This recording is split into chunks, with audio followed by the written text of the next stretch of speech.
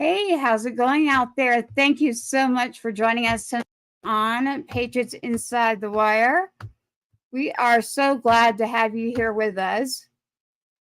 We are ready to go. So, what we'd like to do is get this show started, and now you can see me because we have our guests that are here. You're with Patriots Inside the Wire tonight. It's not Wednesday, it's Thursday. We are live. We have tonight for you a very special edition. I want you to please go grab your friends, ones, share this. This is a show that I really want everybody out there to understand. When I say gold star, what does that mean? It's not a sticker. I really want you to understand what is a gold star family, what is a gold star mother, what is a father, brother, sister, and uncle, that immediate family. We're talking tonight about your freedom, the ultimate sacrifice. I'm a mom there with it too. Stick with this show. Follow us. We have the fathers coming in, a wonderful veteran that will be singing for you. Hang in there, share this, and let's roll. Thank you so much.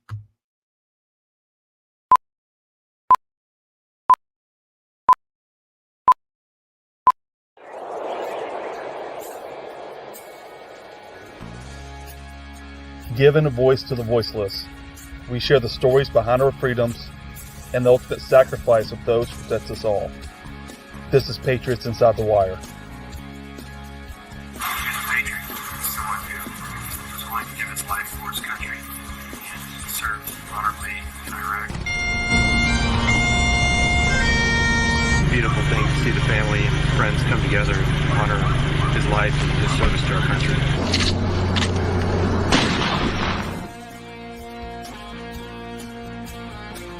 Great to see you guys out here. This is awesome, really. Welcome to the Patriots Inside the Wire broadcast, hosted by Gold Star mom, Tracy Two-Step. Thank you for joining us. What I'd like to do tonight is go ahead and bring up our veteran who is on special for you tonight to sing. But I'm going to also go ahead and bring up our guest. Tonight we have with us Mr. Terry Burgess. Terry Burgess, welcome to the show. Gold Star father and Gold Star Parents Retreat. Thank you for joining us tonight, Terry. Thank you, Tracy. Definitely. We have Mr. Jim McCullum, another father, Gold Star father. Welcome to Patriots Inside the Wire there, Jim. Meet Appreciate Terry. you having me. Nice to meet you. Sure. I'm going to bring on a wonderful female veteran who does a lot of work in our community here in Texas.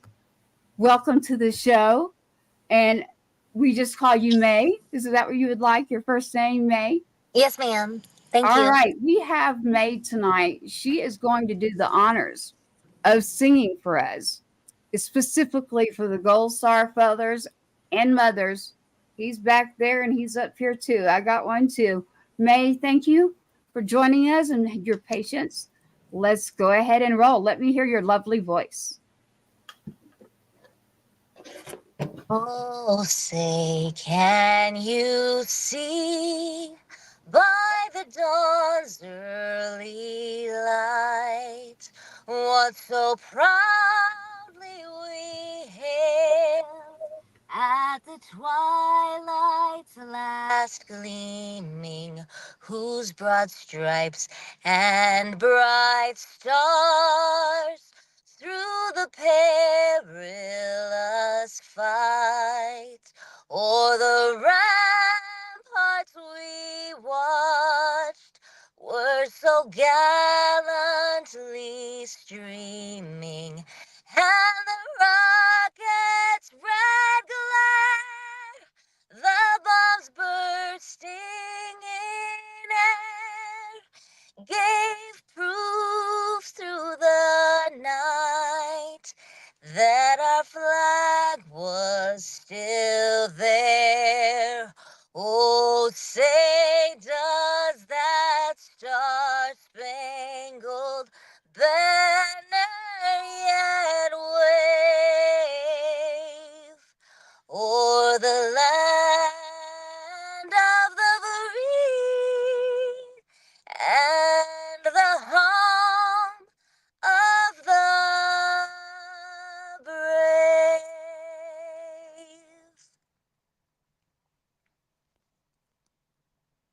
that I'm sure all of us enjoyed that. Terry, Jim, welcome back. May, beautiful voice. Thank you, May. Meet you in person.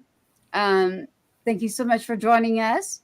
And I hope to have you on soon to talk with you more about everything you're doing for the females, the empowerment of the veterans in the females calendar.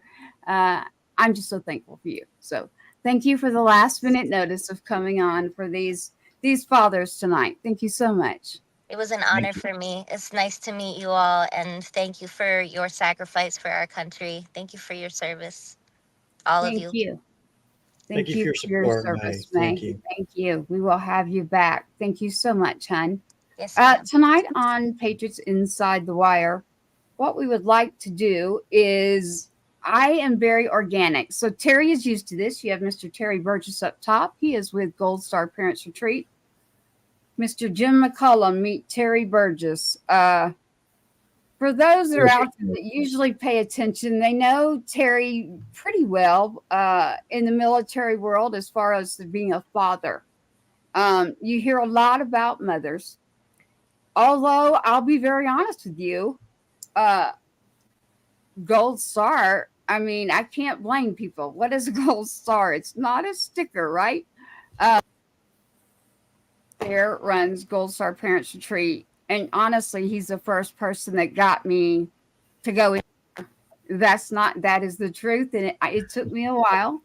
But I'm glad that I did. Yes.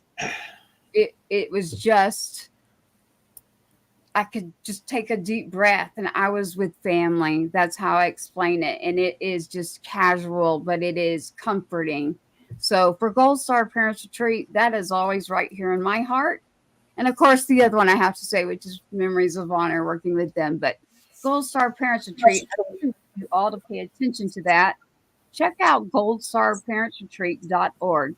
Again, goldstarparentsretreat.org.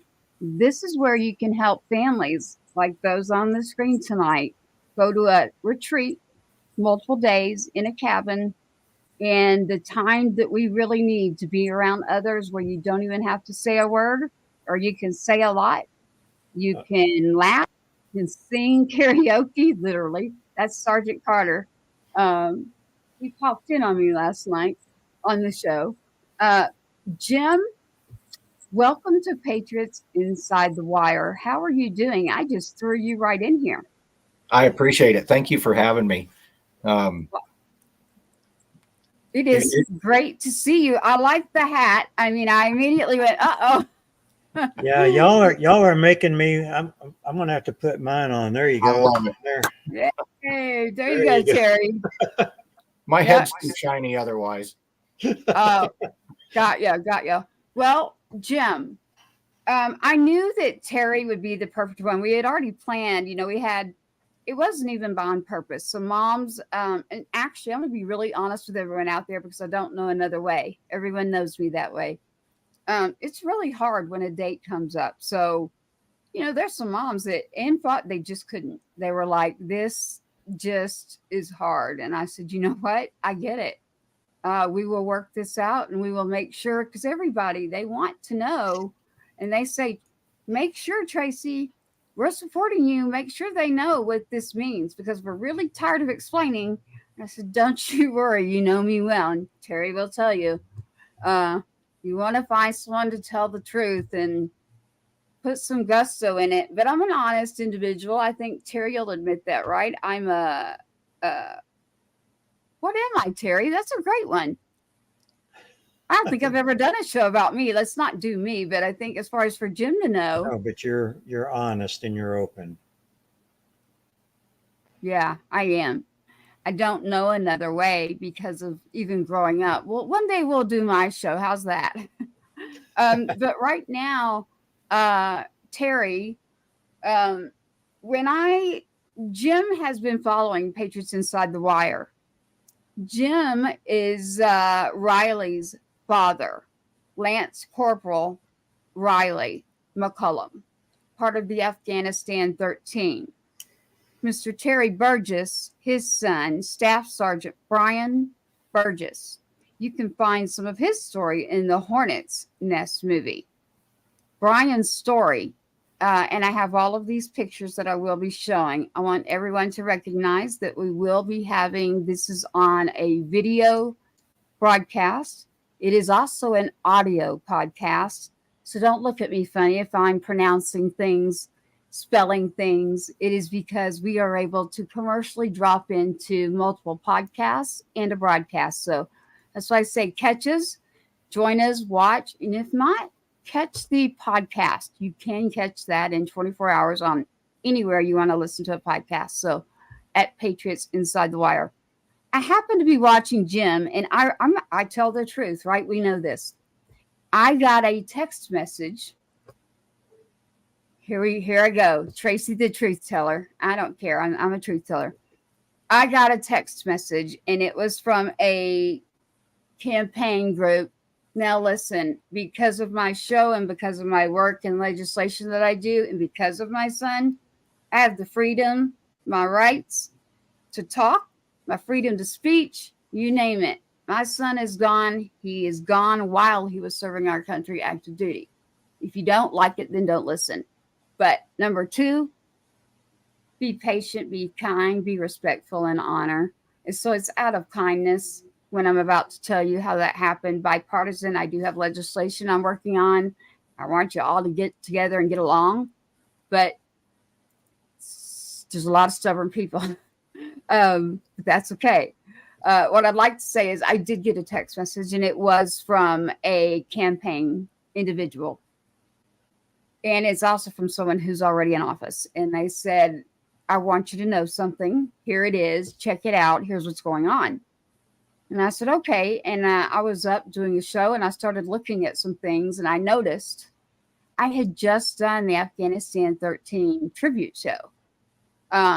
So ironically, Jim had crossed my path after being at an event and helping another lady who is the Tree of Valor. Now, this is all coincidental to Terry sitting up there, because the Tree of Valor is who I said, Terry, we got to get her there. So I told her, I said, email Mr. Terry Burgess and let's get you there. The Tree of Valor. Miss Lori, thank you, Lori, puts up trees and honors our fallen, our veterans, our first responders. Just like here at the show, we honor patriots. Jim, I got a text, and then I got a message, and they said, you got to go see what these fathers are saying, Tracy. And I said, okay. And I went, and I said, okay, I get it. I got another message and another message. And I said, I got this. I got this. I see what you're talking about.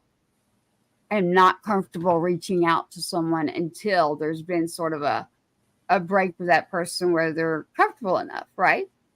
So, Jim, if you all have not checked this out, I really, really want to implore you to do this. Go to YouTube. Check out the Afghanistan 13 families. There is a video, not only of the first father, but all of the families and what happened recently there in Arlington. I, for one, stand by everything that was said. I stand by everything that was done. And I know for a fact that Mr. McCollum is going to tell us the exact truth of what I know. So I say thank you to Mr. McCollum. And I hate to say this part. I really hate to say sorry, because I'm more about action, because it just sucks. I'm glad you're here, but it really sucks that you're here because of this. I'm sorry. I'm honest. And Terry, you know that too. I mean, I respect and appreciate and just love you so much, and your son and his service, and Jim, yours, Riley, and looking at his daughter, the baby pictures as I'm loading this up. I mean, my heart is just busting. So what I'd like to do is I'm going to leave it up to the two of you, because we have Gold Star Family. That is this Sunday. It is the last Sunday in September every year. So that happens to be coming up September 29th. And Jim, you're not the first person. Jim McCollum right here, Riley McCollum's father. And soon we'll have pictures and more for you. He said, I didn't even know it was Gold Star Families Day. There was a Gold Star Families Day. I said, yes, sir. And you wouldn't believe how many times that happened. So, Terry, I think I'd like to go to you instead of letting me ramble on. And let's hear from you. I know and that you could give a little bit more on this as a father and also as someone who's unfortunately been there with it. So thank you, Terry. Let's hear from you.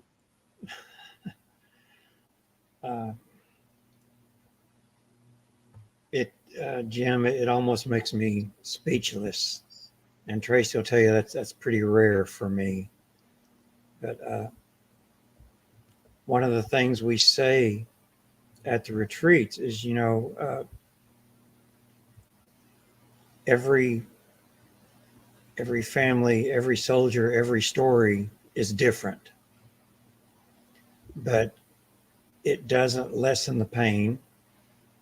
It increases the honor. It makes us more aware of our country, unfortunately, where the country seems to be headed. But there are families, there are people, there are individuals, there are groups that have nothing but respect and the utmost wish to honor our sons and our daughters. And those are the people that keep us going. That's where I get my strength.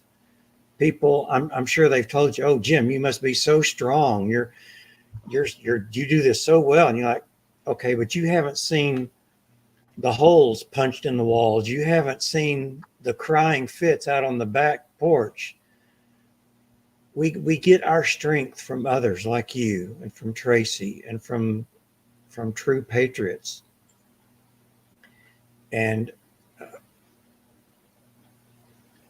it's a part of a long story. The morning that Brian was killed, there were some really odd things going on that I couldn't put together for a long time. When I finally did, it made me realize that I wasn't doing anything at the time to honor my son. I wasn't doing anything to honor his sacrifice. And when I realized that, and I got off my ass and started doing some stuff, meeting people, going to organizations, networking, then I understood there is a way for me to honor my son. There's a way for me to get his name out there. And that's what you've done, Jim. You've helped. I remember the day that it happened. We went to Keller and we did a candlelight vigil for the 13, and I was asked to speak. Me and another Gold Star mom were there at the ceremony, and I knew what I was going to say. I had written it out beforehand, and Randy Stillinger asked me to go up there and talk. Jim, I broke down. I just cried. I saw the 13 photographs. I saw hundreds of people with the candles that had come out to pay their respect. They didn't know your son. They didn't know him, but they knew what he stood for. And to us, that's beyond precious. And that's what we do. Yeah, there's Riley right there. Just, that's what we hold in our hearts, Jim. And that's what we do. Not just day to day, sometimes minute to minute. So thank you, Tracy. Very well said. Thank you, Terry. Terry, you're not giving yourself a lot of credit there. Terry, your son, Brian Burgess, he was one of those, you can tell this part better than me. Brian was in his unit in the infantry. Would you like to tell that part a little bit about that? Yeah, for those that don't know, Brian was United States Army. He was with the 101st Airborne. He was in the 327th NOSLAC, which has a long history of famous battles. Battle of the Bulge was one of them. This was unfortunately, their last and final mission. They were 13 days from coming home General Petraeus said, "We have a mission, and I need my best mountain fighting team to go in and get this guy." They were going after QZR. I can't ever say his name right. Qari Zir Rahman.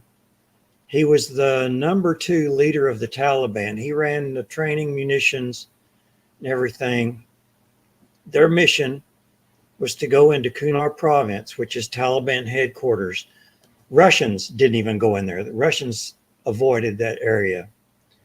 But the 101st Airborne goes in, and from the minute they set foot in that valley, it was a 360-degree firefight.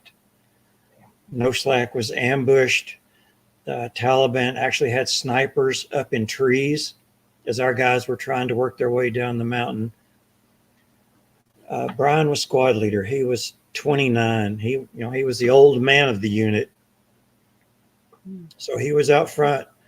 Brian was big. He was 6'2", 210, all of his armor. He had the M4.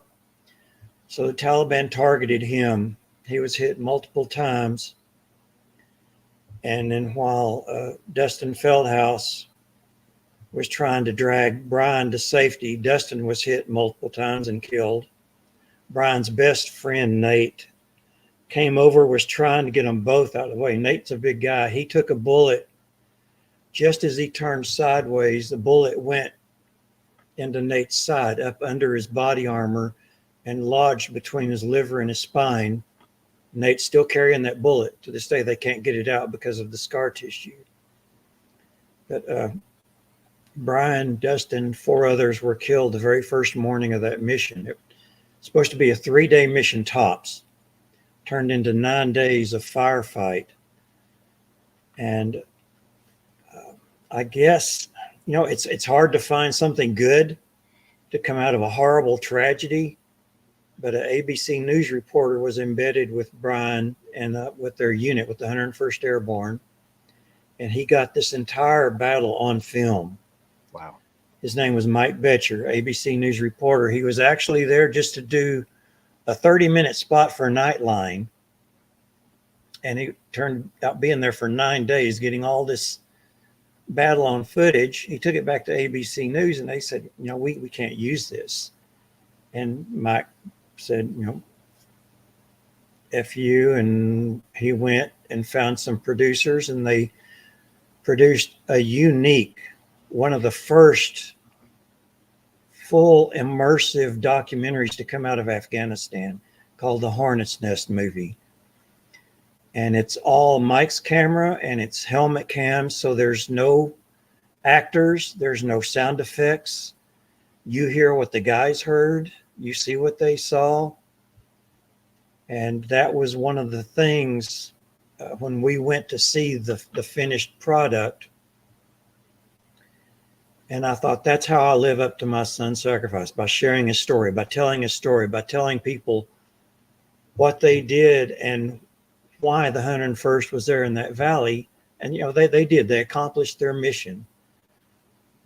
And it's just, people come up to me and they say, well, Terry, I heard about the Hornets Nest. I'm going to go watch it. And I said, it's not required viewing. It's really hard to watch. That last part, the movie producers did it very well. It's very well put together. It's very dramatic as well as respectful. But it's hard to tell somebody, yeah, you need to go watch this, because it's hard viewing. But we've shown it to colleges, military bases, veterans all over. And it's so very humbling to have a World War II vet or a Vietnam vet or a Korean vet come up to me afterwards and say, thank you for your son's sacrifice. I understand how much that hurt, and I know what your son meant. I know what your son wanted to do, and he did it. And that means the world to me. That's, I can't. My wife, Beth, she works in IT, and she does a lot of her work is fixing problems. And when this happened, she was just broken. She was just crushed. she couldn't do anything to fix it. And she told people, she said, I didn't just lose Brian that day. I lost my husband because I just descended into darkness. I just sank. I didn't have anything left to hold on to. I couldn't focus on anything. So Beth said, I lost Terry that day too. And it took us a while to get back. Or you can't ever get back to where you were. Nope. But I can't do anything without Beth. And a lot of people, when they see us together, they'll see us at, they saw us at Snowball Express. They see us at Skyball. They see us at events around Dallas, Fort Worth. They see us together. And if she's not standing right by my side, the first thing people say, well, where's Beth? Where's she? Where is she over there? So if usually you see one of us, you see the other one. And that's how we get through every day. That's how we get out of bed every morning. And she's just been my angel. She's been my nursemaid. She's been everything to me. And wouldn't have started Gold Star Parents Retreat without her. She's Brian's stepmom, but a lot of people, she was Brian's mom. Yep. To Brian, he was her mom. She was always there when he needed her. She sent him care packages, beef jerky and razors and everything. And he loved her and she loved him. And he was just a horrible, horrible loss for us, a terrible loss. And then we got to meet the other guys from the 101st Airborne and that unit, No Slack. Man, those guys, they just adopted us into their family. They treated us like one of their own. We've been to the No Slack reunions there. Shannon Corbin and his wife have a No Slack reunion on their ranch once a year. And we get hugs. We get loved on. Guys telling us all kinds of stories about Brian. Some we probably shouldn't have heard, but that became our family.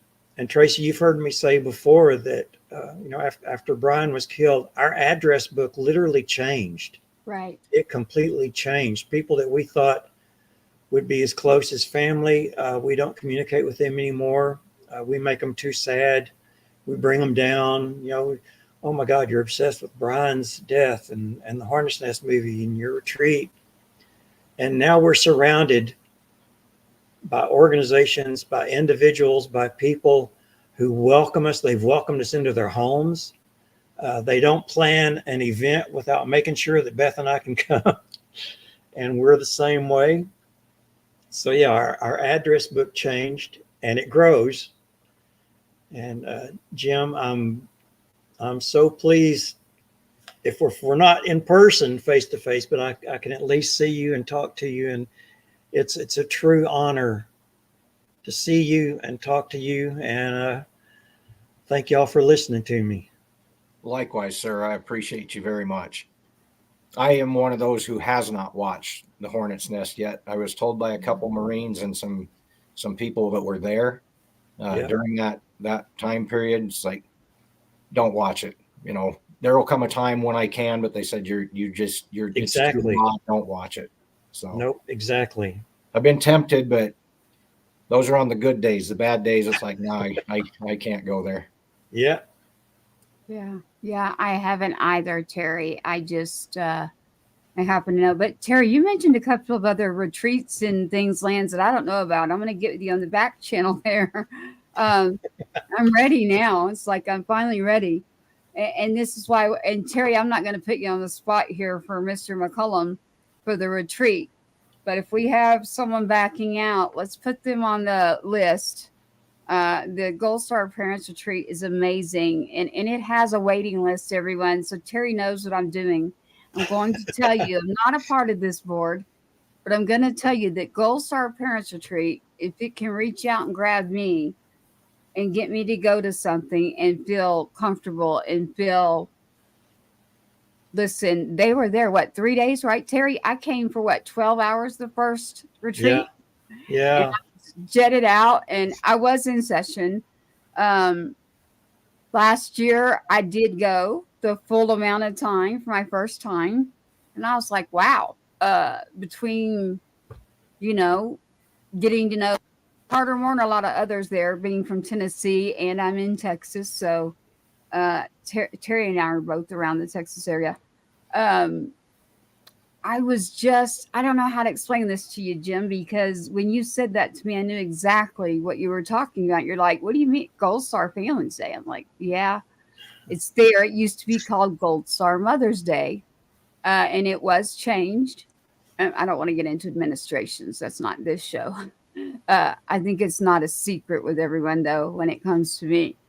But I loved it. I mean, it was like I was at a reunion of family that used to be there that's no longer here. It was a friendship of people I didn't know. Terry, I mean, I walked in the room, right? And it was like, Tracy. Now, look, I am not popular by any means. Trust me. If I can stay down, out of the background, I have done that for a very long time, even in my area, except for legislation and going to fight for some things to fight for. That's been my focus. So Terry got me to go, and Beth. So I do want to say that Mrs. Beth Burgess is a big part of this.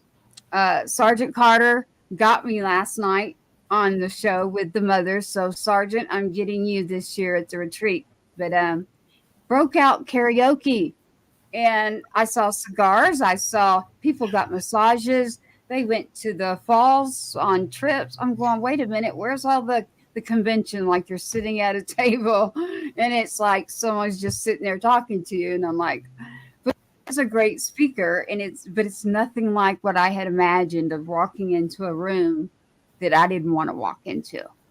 So it was home. That's the best way I can describe it. And so, Jim, for you, I think a first thing for me, that is what I needed. And I think by the people that have already reached out to me, I'm not going to speak for you, but I'm going to say, I do believe that this was not a coincidence, that the timing of everything coming together and reaching out to Terry and all of us right now, to me, it is not a coincidence. So I'm glad to have you here. Terry, let's put them on the waiting list. We are so blessed with Gold Star Parents Retreat. I want all of our listeners out to listen, and please go to goldstarparentsretreat.org. There are so many families for free that fly into this event for free. They stay in cabins for free. They eat for free. They get there if they want a Coca-Cola, a water. They do have this smoked drink, and I don't even know what it's called, but it's the gentleman that makes these smoked whiskey drinks, Terry. Yeah, they're old fashions. They're smoked There you old go. fashions, You can and tell they I'm are not. delicious. They are actually. Yeah, And then I saw cigars, and I went, uh-oh. and Mike had to cut several people off because they're so good, and he just kept going back. Oh. No, you're cut off. You've had plenty. Yeah. Not me. I had people. Sergeant Carter turns on the karaoke machine there at the last night. Look, big cookout Texas style, brisket, you name it, barbecues being cooked. Veterans are there volunteering. People are volunteering for free. But the whole event to fly for the cabins, for the food, for multiple days, for Everything's immediate provided. 2 people, family members. The cost of that is unbelievable. So I'm that person that says, please go to goldstarparentsretreat.org. I'm begging you, go to goldstarparentsretreat.org. Again, goldstarparentsretreat.org. If it's $1, $5, whatever it is. I always hear, well, how can we support? How can we help the families? There you go. You've got a room full that come from all over. So Terry, I'm always willing to be the bad mom that's telling them, listen, we can't do all this for free constantly. Although I am doing that on the broadcast, and I'll continue to do it. Are we looking for sponsors? Of course we are at Patriots Inside the Wire. Are we looking for people to understand and honor and respect? Of course we are. But listen, unfortunately, we can't do everything without. I don't have a money tree. Terry, you don't have a money tree. Jim, if you No, have a money tree, let us know. But nobody in this world has that. So what they and do we have are proud to say is, that, like you said, even a dollar helps. We don't yes, take a salary. You can see my office as at home. We don't have any office space. It's a all volunteer organization. So every single dollar goes into the program, and we're proud to say that. That's fantastic. it is great. I'll show a couple pictures here in a minute. Jim, I'd like to get into a little bit with you too. You just got to hear Terry. Do you have questions for me first, or would you like to just come on in? I am very organic like that. I do have to say one thing. I can't remember if I heard it last night from you or something else I was watching of you, but you talked about the green dot. I have written about the green dot. Yes. Riley would be talking to his wife. I knew he didn't have access to contacting me and his sisters. As long as I saw that green dot, life was good. Oh my God, Jim. That hit I me. have a poem. I have a song about the darn green dot. You're the first person who's ever gone, Tracy, I heard you don't know what that means. Like, I know what that means, Jim. That means when I looked at night and I'm up late at night, my son's in Iraq. Oh my God, it's there. He's okay. Good. Yep. The other good news is most people are sleeping. Tracy's not. So I got so much of my son's time. It was beautiful. And the same thing as Terry, he told me everything. So, like you said, some things you maybe don't, but hey, I'm fortunate for that. You got me there in the heart with that one, Jim. The green dot. We will have to. I'm going to do a song about that. We'll have to get together on that one. Absolutely. But thank you for that, Jim. That I will never forget you. Not like I would forget you before, but Jim, you have a flag behind you, and I know that one of those is a wooden flag that came from Texas. Yes, and indeed. it is actually someone related to me that actually did that event, and it's sitting right behind you right now. Not a coincidence again. So you're family now to Patriots Inside the Wire. But what I'd like to do a little bit of, Jim, and this is totally up to you, how much you'd like to tell us on who you are. Again, Gold Star Families Day for everyone listening right now to Patriots Inside the Wire. It is the last Sunday, which is September 29th this year. And it is our active duty service members who are serving. And then they don't make that choice to take off their uniform. They didn't make that choice. And they didn't get to come home. They actually, while they're serving, and I'm not going to get into particulars of you can, but I'm going to say I honor all.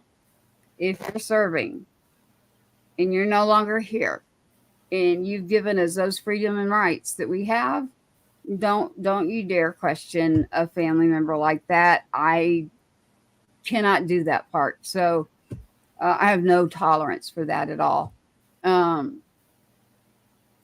Jim, the reason that a couple of people sent me your video, and one, like I said, it is a person in politics. And I want to make this point. I'm not a politician, but look, there are some good ones out there. And I know that everybody's going to be like, Tracy, what are you doing? I'm telling you that they're people too. Walk in that office. Trust me, listen, they grew up like us. They put on their pants like us. Use your rights, speak up, walk in. That's all I do. I mean, that's just part of, I grew up fighting and I will always be that way. So I just believe in truth telling. But Jim, that last Sunday, Gold Star Families Day, where are you located at, Jim? I'm in Rock Springs, Wyoming now. I was born and raised in Jackson, Wyoming. And I bought a house in Rock Springs last February. My daughter actually moved down here in September. I was a single father since about 2007. It was Royce, Riley, and his other sister, Cheyenne, and myself. We're kind of a unique story in a lot of ways. It was always us. Everything we did together, whether it was Royce's volleyball, Riley wrestling, Cheyenne also volleyball. Whatever we did, we were always together. Kind of like with his wife Beth. You know, you don't see one without the other, and if they're not there, everybody's wondering where they're at. It was a good life. I've been a log home builder and timber craftsman my entire life, and we did all right. Jackson's extremely expensive to live. That's one of the reasons I moved, but it was good. If I had any regrets with the way we grew up prior to Riley becoming a military Marine and enlisting in the military, is that I'm not a very nurturing guy. I was raised differently. We never hug. My daughter makes fun of me. She thinks she's gotten like 5 hugs her entire life from me. But I mean, they knew they were loved, but it was just different. And I really wish my kids would have had that more compassionate side than I was able to offer them. But it also made my kids tougher than hell. So it all worked out well. And we're still family. We're very tight. And Riley was a little shining star. He was my youngest. I make jokes all the time.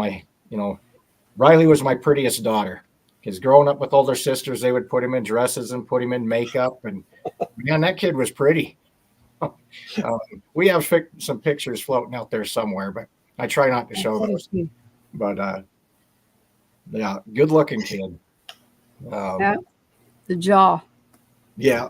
No, and he would practice that. There was a time, 15, 16, 17, he could not pass a reflection without poking the jaw out. And reminds me of this one.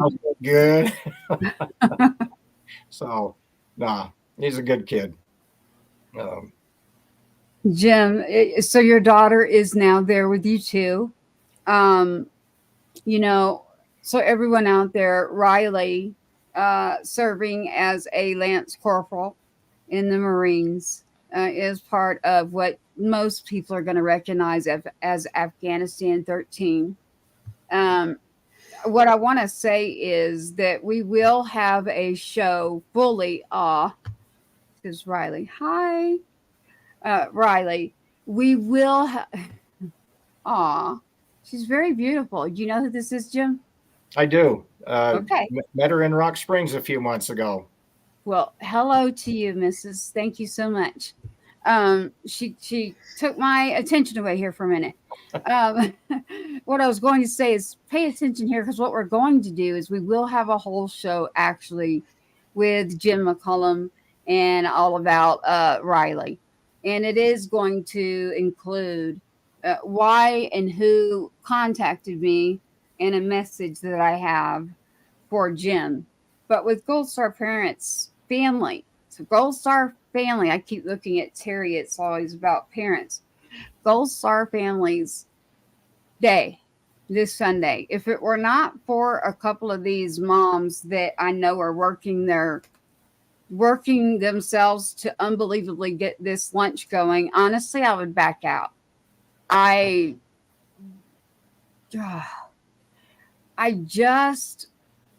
want to put on my sweatpants and I want to sit and just kind of veg out, right? But I have had some recent things happen, and Terry, you're aware, that have become more intense. And there are good people out there, and when they stand up for you and they speak the truth and they're willing to go stand up and speak up, and they're doing this, I can't say no. So I am going because of the people. I'm not going because I want to be seen. I am not going because I think my son deserves something more than another. I am his mother, though, so I can say that as his mother. So I'll go to this lunch Sunday. Terry, let me say. Did he hear me? No. Or where will you be at, Jim? That's a good question. I haven't given it a lot of thought. Most of my Gold Star family are part of the Abbey Gate Coalition, some of the families of the 13, which is another unique position that we are in. We don't have anything planned. I'm like you. I'll probably play with my dogs, maybe go for a hike, but that'll be a day for me to just check out, recharge, contemplate. I'll probably sit down and write a little bit, but it's hard to, like you said, people don't like dates, and there are several dates that I just try to avoid and wish they would just go away. And now that I know that there is even a Gold Star Parents Weekend or Gold Star Family Weekend, I'd rather reflect than be around people, if that makes any sense. Sometimes being around people is what I need, but there are other times I don't have the energy to do it. So yeah. I agree. Terry, where will you be at this Sunday? We'll be doing a 13-mile hike, a ruck, with other Gold Star families, and nice. yeah, it. You're absolutely right, Jim. There are days when Beth and I will just go out to Trinity Trails and we'll just hike through the trails along the river, just to be by ourselves and reflect. That's kind of turned into our church. Absolutely. But yeah, this weekend we'll be with other Gold Star families, and fortunately the weather is going to be nice and cool this year, so it shouldn't be too much of a strain to walk. Beth and I do a lot of hikes. We do a lot of rucks and walks and marches, and so this one will be very special, and we'll be exhausted, but we'll be in good company. You will. So Terry, I mean, I always say this. I'm always jealous because Terry is in an area that is so active as far as the community. I might have to either where two locations I've found that are so active in the way that would make me comfortable. And your area, Terry in the area, it's going to be near you, correct? Yeah. Okay. Yeah, I thought so. The area that Terry is in. So Jim, I'm with you there. Like a location I'm at, let's say Austin, Texas. I'm going to bring back a program where we bring in the families of all across Texas during session. Texas is big, y'all. They only do session every other year.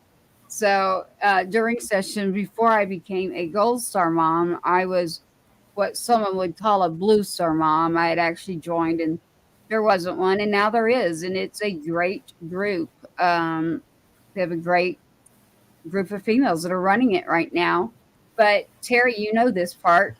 When Beth, which is Terry's wife, Beth Burgess, was looking for something for Mr. Burgess there, immediately Beth was told, no, Terry cannot come to the meetings. And if you've gotten to know me a little bit by now, you know that I'm one of those that's like, this is not going to work for me because I'm not PC. I'm not about fitting into a group. It never was like that in high school either. So I am about taking care of each other and doing the right thing. And it just wouldn't work for me. I do love it when I see the groups out there that are working together and doing so much, but it's about the people. So I've even figured out there's a couple of them out there, I won't mention them tonight, that are actually great people running these organizations, but you get one in there or a bylaw in there, and then it keeps out something as in Terry can't attend something and he can't go to a meeting. Well, that's an issue. And Miss Beth Burgess said, okay, fine. We're going to create our own. And that's what Terry and Beth did. And so before my son, two-step, Sergeant two-step, infantry as well, Daredevil, you name it. I mean, I haven't even done his story.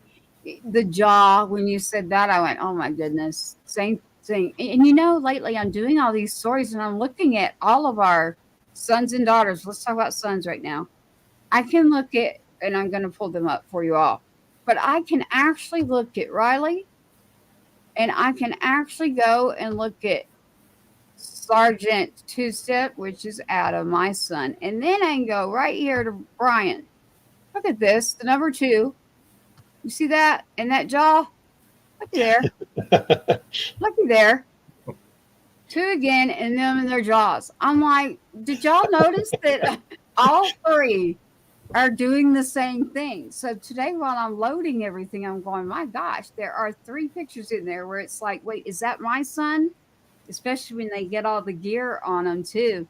So I was like, well, I'm not going to put that one, but I'm like, wow, when they're all, I'm like, which one is that yours? Is that mine? They're brothers. Yeah.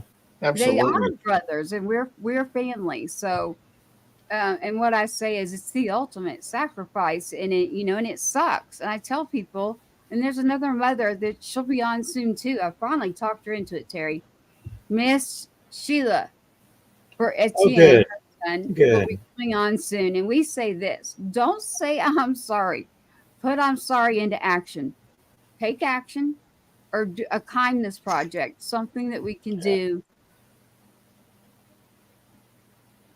Because the freedom's already gone, because the child that was here, that is the ultimate thing. The other thing that I point out is siblings, and Terry knows that this is a very, very big subject for me. Siblings. I do not feel that we have a lot of focus on the siblings, and I really would love to have more focus there. So I think I've preached now for I've been preaching louder, let's put it like that, for the last year, that we have got to get a sibling scholarship program going in a larger area. I have my son Cash. I heard you mention about Riley, and I know about Terry. I know about Brian. You said 6'2", 210. Well, Cash, who's only 15, is already 6'2", and about 240. Goodness. Yeah. Yes. And so, and I already have 2 other daughters who've been through school. And I thought, I don't think that, okay, if you don't know who we are as far as parents of those, you see a service member, a soldier, Marine, you got to be careful here. If it's a Marine, it's a Marine. You can say soldier for the Army. Trust me, they try to school me, but you just can't do it. It's okay if it's my son. I won't speak for you. But I got to look at this. Look at this. Wow. That's why. Yeah. Siblings. I mean, he was the one, you touched on something, Jim. My son and I grew up together. My son helped take care of his siblings, literally. And I mean, it hits. I'm like, and now the house is too quiet. It's so quiet. And so I really want to see the sibling scholarship come through. And so we hope that you're all listening out there and understanding there's a whole family. So when we lose our service member, it takes a piece of it's gone, and it will never be the same. But I still am here and present because I have, and I'm grateful to have, my children. And so I thank God for that. Whatever it is for you, everybody knows me. I have to do me. And that means he's here. I don't go to an area. As a matter of fact, let me thank Sergeant Carter and Mrs. White out there, because Miss Kim, they go visit where my son is in Arlington. So, I thank them, because it's still not anything, Jim, that I can bring myself to do. I'd have to go with Terry and Sergeant Carter and some others out there. And that's how I got to you, Jim. I was working on Afghanistan 13's tribute show, and I don't know if you've seen that. And I'm up editing, and I get this message, and then another one, and I said, oh my goodness, let me go look. And I said, oh boy, I know who, I know what, and I know where to get my information. I get some information. I said, okay, everybody listen up real quick. Go watch these YouTube videos. It's in the millions right now, literally. And Jim is going to be doing a show with Patriots Inside the Wire. Stay tuned. That's but everything that they did is correct. Every protocol, every person that they needed to do, and what they wanted to have is what they wanted. And don't ever try to tell a family what they can and cannot have or can and cannot do. I mean, that you don't mess with the family. I'm sorry, you just don't do it.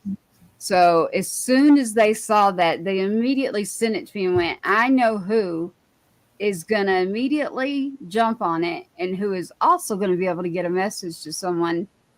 And I said, what would you like me to do with it? And they said, can you reach out? And I said, well, let me wait and see if one of them reaches me. I just did a show. Coincidentally, and it is a coincidence, Mr. McCullum here for Riley gets in touch, and he's been kind of hanging back with the show. And I'm like, well, guess what? I do have one of the fathers. And so right now I can actually see on Patriots Inside the Wire where you're at and who you are. So on X, which Terry, you've heard me before about this. So Jim, about X and what it is now. Okay, so I say this. To me, X is like Twitter and MySpace had a baby, and now it's X Spaces.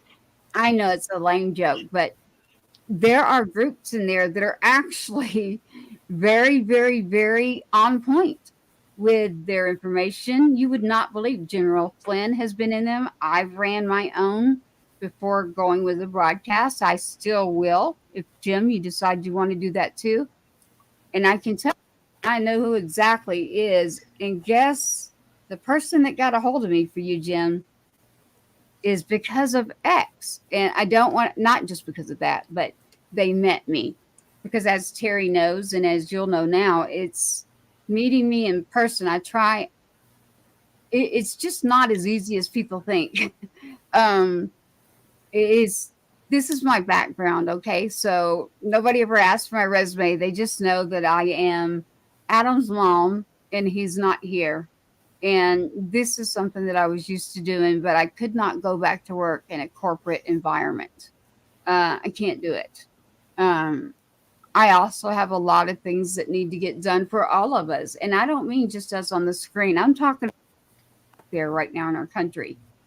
This is the time. So as a Gold Star mother, I'm telling you to please pay close attention, maybe not just to the mainstream media, but pay attention to what's going on, because while our children were serving, and then we have all our veterans out there that have served, that I thank from the bottom of my heart. I don't want to see another 22 a day. I don't want to see a number of 3 to 5 a day. And I don't know if y'all know this. I just had to educate someone and say, well, you're going to have to add some plus signs there. Because while you want to talk about 22 a day, are you talking about veterans or are you talking about active duty?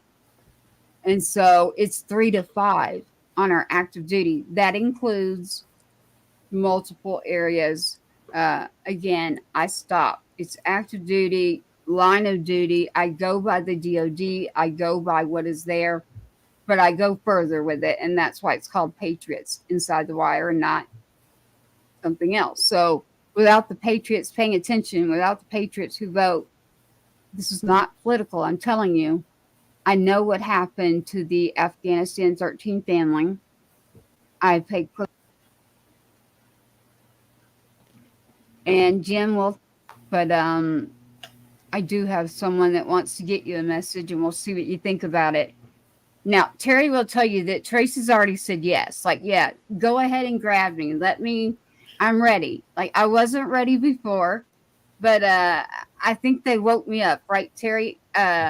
Something happened last year, and it just needed to be done. So I got done with everything I needed to do for my son, not only with the military. And listen, the military for me was great. Really, it was. I'm one of the lucky ones. His commanders, his colonel, Hoffman, amazing man who's way up there now. We did have one that last 6 months, and you always run into one anywhere in this world, not just in military. And that last 6 months was a rough 6 months because of someone that just really needed to get, as my son would say, knocked down. He needed to be knocked down a few pegs. And that's just my son. He was a born fighting. We grew up that way, though. It was like, if you got to eat, if you got a roof over your head, you have something, it's because you're literally fighting and working to have that. So, I have a little guilt, by the way. It was me that encouraged him, go in the service. I think that's you're made for this, kid. Like 2 hits, you got someone knocked out and gone. I mean, I think this will be great. So I'll stop at my part because I usually don't go with my part unless we're talking about legislation. But Jim for Riley and Terry for Brian Burgess and Gold Star families, not just our mothers. And I want to remember the siblings. Please remember the siblings. I want to tell you to say if yours is prayer, if yours is a walk, whatever it is to you in your heart, try to remember the families that are out there, not just that one day, but 365. 365 every day. It doesn't leave every Memorial Day. Does it mean that we're going to bring the room down? Does it mean that we are just not fun to be around? And I'm not going to lie. There's probably some days, yeah, I bet I shouldn't be around you, but there's a lot of days that are going to be like, thank you. I would love to be there. I'm ready. Right? Terry's laughing at me because he knows it's true. I mean, I don't know how to be anything other than so honest that, well, just honest. So on Truth Tellers as the podcast, as I've been labeled lately, and the girl with the cowboy hat. So when I saw that one, I was like, oh boy, that was interesting. So for Gold Star Families Day tonight, we had a female veteran, Miss May. Thank you. She was a beautiful, beautiful voice there. That came from Yes, I Am the Veteran. We do appreciate that. Terry, for you and Beth and Gold Star Families Day and everything that happens up there for you. I just, again, treat.org. I will be going the full amount of time this year. So I can't wait for it. Jim, I'm going to jump back to you a little bit. I know that we'll be doing a show, but just for a little bit, because I know the people that are looking right now for Riley. Now, Riley, I'd like to pull up a picture here, and I'm going to pull up a few here at the end so I can see who's looking and I can see a message too. Don't worry, I will do it. But I'd like to pull this up. You have Mr. Jim McCullum right here, but he's present right now. Jim, go with this one. Looky there. That's Riley and his sister Cheyenne. I love that picture. Yeah. When I saw that, I went, oh my goodness. That one had to come in here. Look at that one. You know who you remind me of, by the way? And it is, well, I better not say that. Someone that's going to be coming on the show will be Randy Couture. Oh, and wow. I don't know if y'all know this, but he has a nonprofit where he does certain things. And I didn't know that. I love UFC and I love boxing. And everybody's like, what? And I'm like, yeah. And if you watch me in front of the screen, you'll see me like moving. It's like, don't watch me or just laugh at me and fine, whatever. But both my sons, Cash, that's, I'm like, go get it out. Maybe I need to do some more boxing. I quit. Where I'm going to is here. Right here for you. Oh, that's Brian. I'll come back to right here. Right there. And I know that's a phone picture that someone took for you. And I know who that is, but would you like to tell us a little more? That's Riley's little girl, Little Miss America.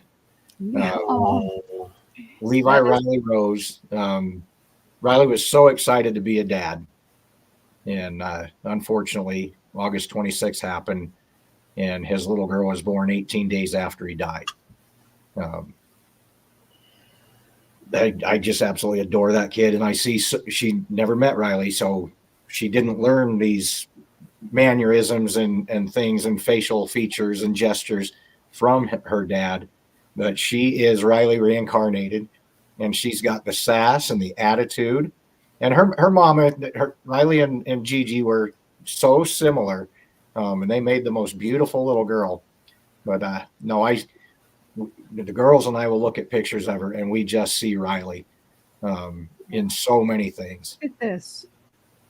Look at that necklace. Oh my goodness, Jim. Riley's ashes are inside that. Nice. What is that? That's It's beautiful. an urn we had made. My daughters all have one. Gigi's got one. And then I had mine made into a bolo tie. Really? That way Riley goes with us. He's always with us. Wow. That's amazing. I have not seen that. So again, we'll be on a podcast. I'm pulling up a picture here. And this necklace is on a beautiful baby girl. And it is the Marine symbol made out of what I see as the bullets with the ashes of Riley McCollum. As he mentioned the date in August, part of the Afghanistan 13. Jim, I said it. I'm saying it because it's people kind of lump you into, they hear that and then it's recognized. You said something at the beginning of the show about being put in a group. How is that? I don't understand that because I have a different story, but I was wondering about it. As far as the 13 of us?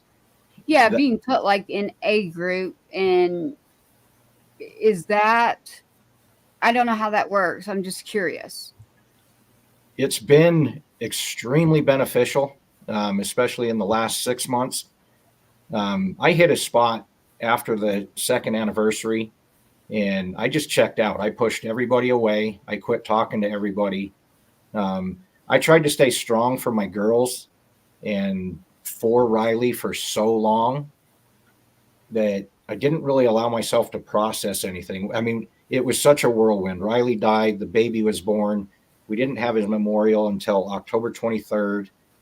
And I just entrenched myself in staying busy and being strong for my girls. And you had mentioned earlier, you're so strong. I can't believe how strong you are. They didn't see me falling apart behind by myself. Lights are out, and the days it was all I could do just to get out of bed. I did really well for about the first year and a half, and then I hit a spot with something in me. I just almost gave up. Yeah. I had fought as long and as hard as I could, and I just didn't have any fight left in me. And I can't even remember what happened about 6 months ago. It was right before our second CENTCOM report in Tampa. There's one father, Taylor Hoover's dad, Darren. He's one of the 13 also. And unknown to me, he was always in constant contact with my daughter and checking in, making sure I was good. And he always seemed to know when to send me a message, just, "Hey, Pops, how you doing?" And he sent me a message one day, and it was at the perfect time, and it just hit me differently. And it's like, I got this, and put the boots back on, and away we go. And I haven't stopped since. But the families that I have met, and I finally got to meet Johanni's family when we were in DC. She was the missing link. Their family was the missing link. And I finally got to talk to Rosie and her mom. And it was such a healing, just beautiful moment to now I've met all the families. And there's 6 or 7 of us that we travel and we go to Washington and things of that nature. And I've said this 100 times. I may have lost a son, but I gained 1,000. Yeah. And my family has grown exponentially. Yes. And it's like we've known each other our entire lives. I still learn more stories about them, and I learn stories about their kids, but there is something so comforting in having those people. And if I can share this too, we were at the RNC, and Herman and Alicia, Herman read the names of our 13 kids at the RNC, and everybody said their names back. We all held it together on stage, but when we got behind that screen, that was such a powerful moment. That is the first time that our kids' names had ever been publicly mentioned, especially in that magnitude. there were hugs and tears, and none of us realized how badly we needed that moment. And now together as a unit, we keep finding those moments, and that just gives us strength to keep moving on. And we're trying to get some changes made through legislation and things of that nature too, so this never happens again. Without getting too political, it was something that was avoidable, and there were steps made that made it possible to happen. But yeah, we're trying to get some changes made there, and yeah, the family, you guys included, you're family now, so you're not getting rid of me. No, it's so comforting, and you've said it a couple times. There are good people out there. There still are. Every now and then you lose sight of that with all the crap that's going on, but it's pretty comforting to know the right people and meet the right people, like-minded. I hate that we are meeting under these circumstances, but somebody bigger than me is making this possible and putting people in my path when I need them. So I totally agree with you. I'm sorry if it looks like my attention is away. It's not. My house smells like it's burning. oh no, Literally.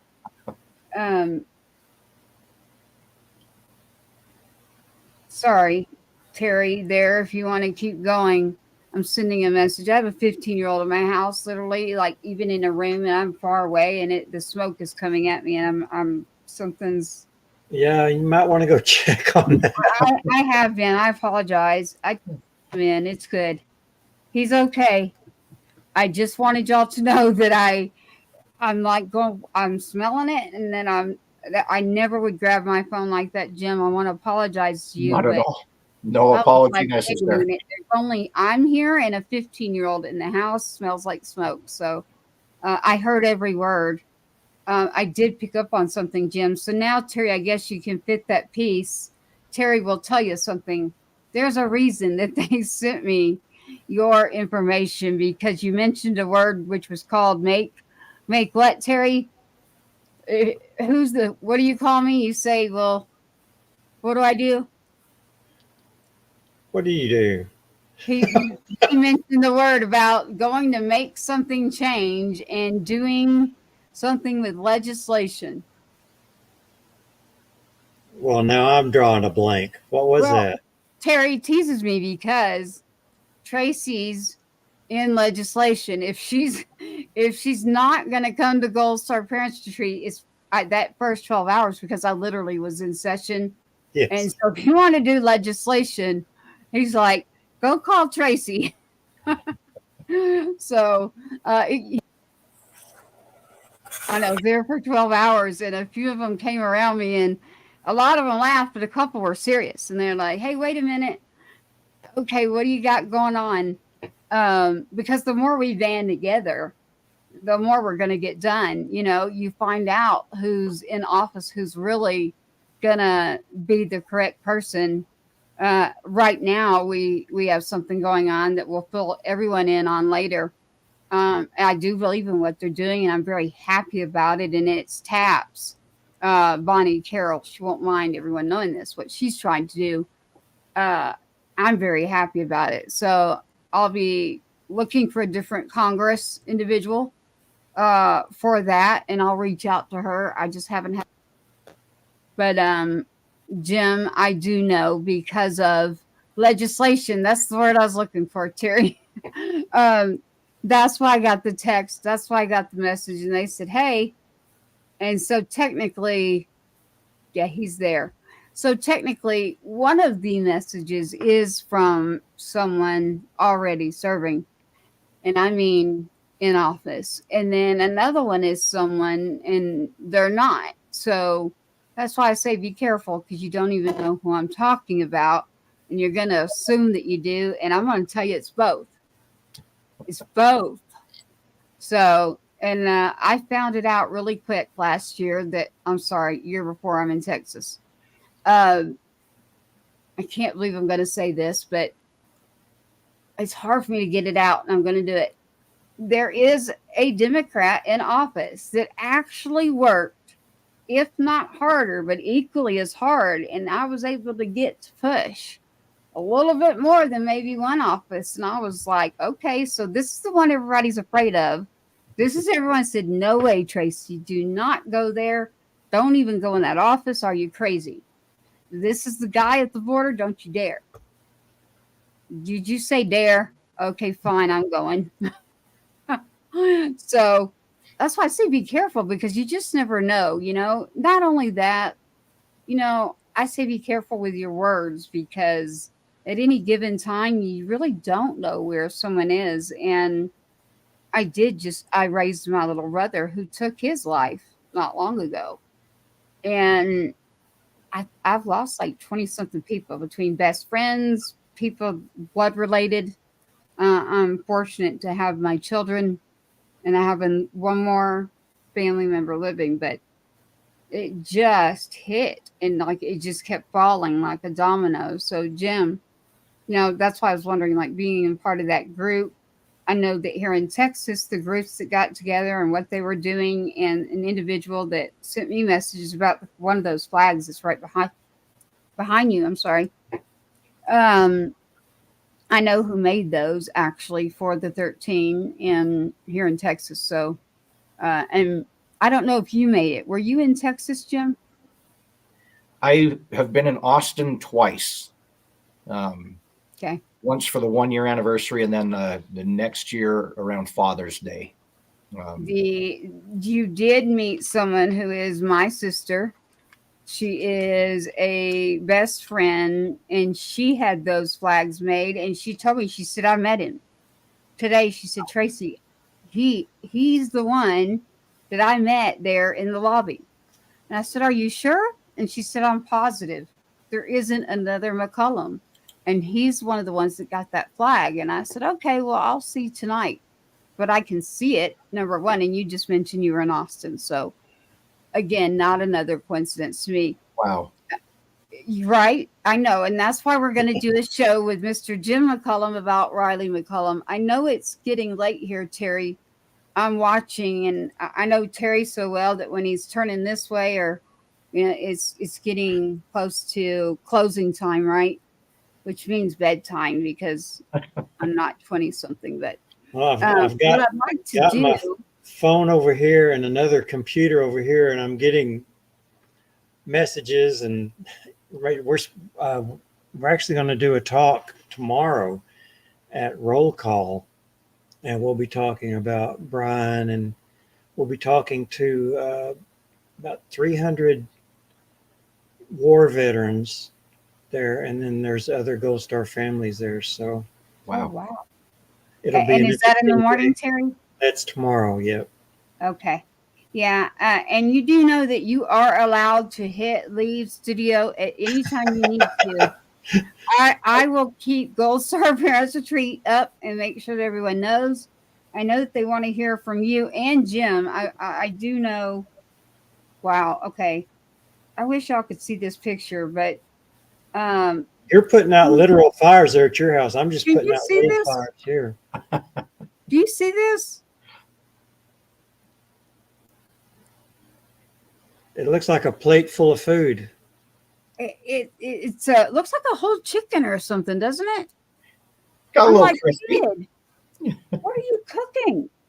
It's got herbs and chicken, and I don't know what it is, but he's okay, everybody. He's okay. All right.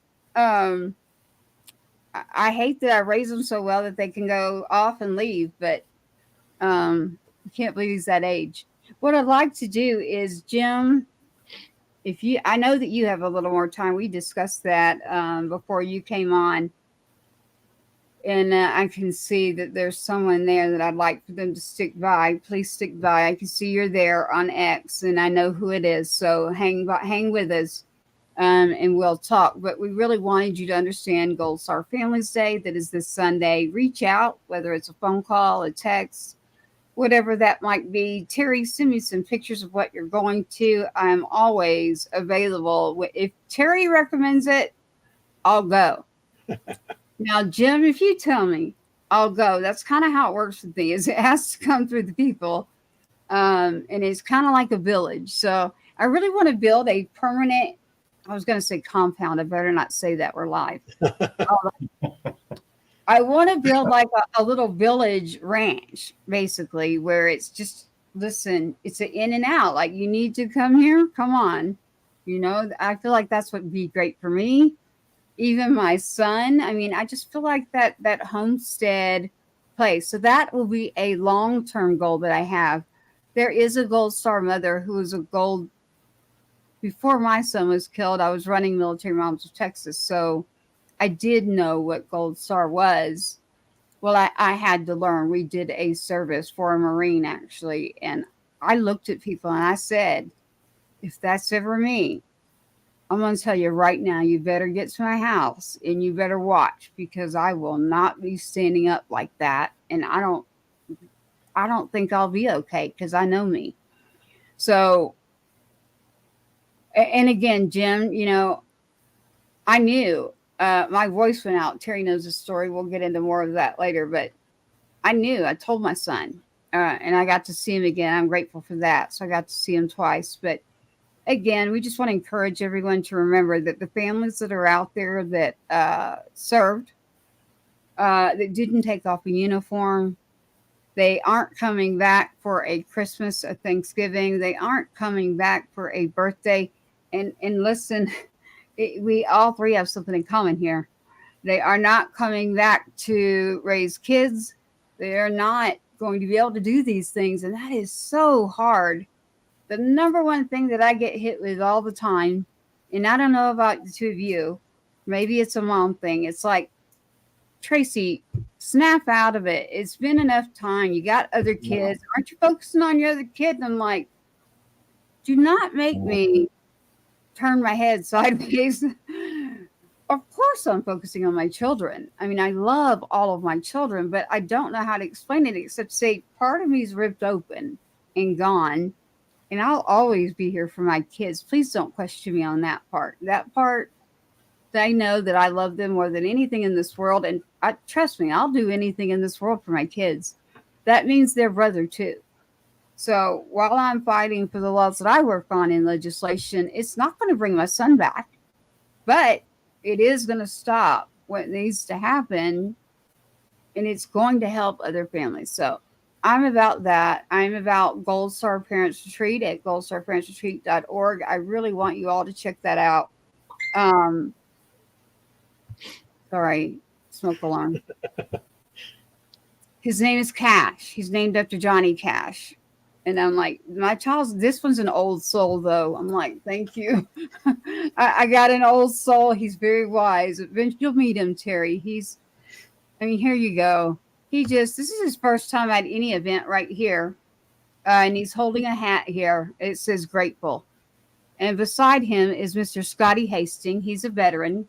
He was shot 19 times, Purple Heart recipient, friend of ours. And we made it.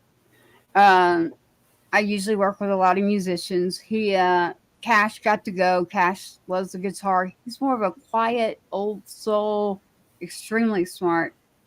The quiet fighter. His brother was the loud fighter. So there's different areas to watch out for. You see that hat, grateful. That's the first time Cash has been anywhere where someone's walked up to him and said, hey, how you doing? Or, handed him a pick and a hat. And I don't even, both of us were kind of like, we don't really know what to do. But I had helped the Tree of Valor. That's Lori in that picture, by the way, Terry, that's coming to set up the trees at Gold Star Parents Retreat.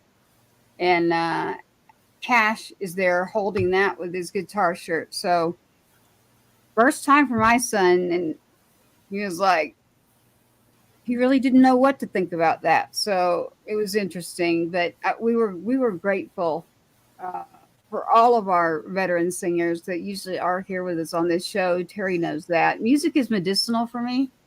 That's what works for me. And there's some other things. Meaning up here, don't go there, y'all.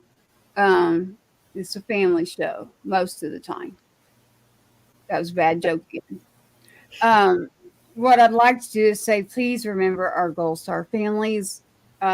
Terry, I'd like to pull up some pictures of Brian and all before I know that you need to get out of here. Stand by, everyone there. I can see you watching on a specific area, and I know what you want.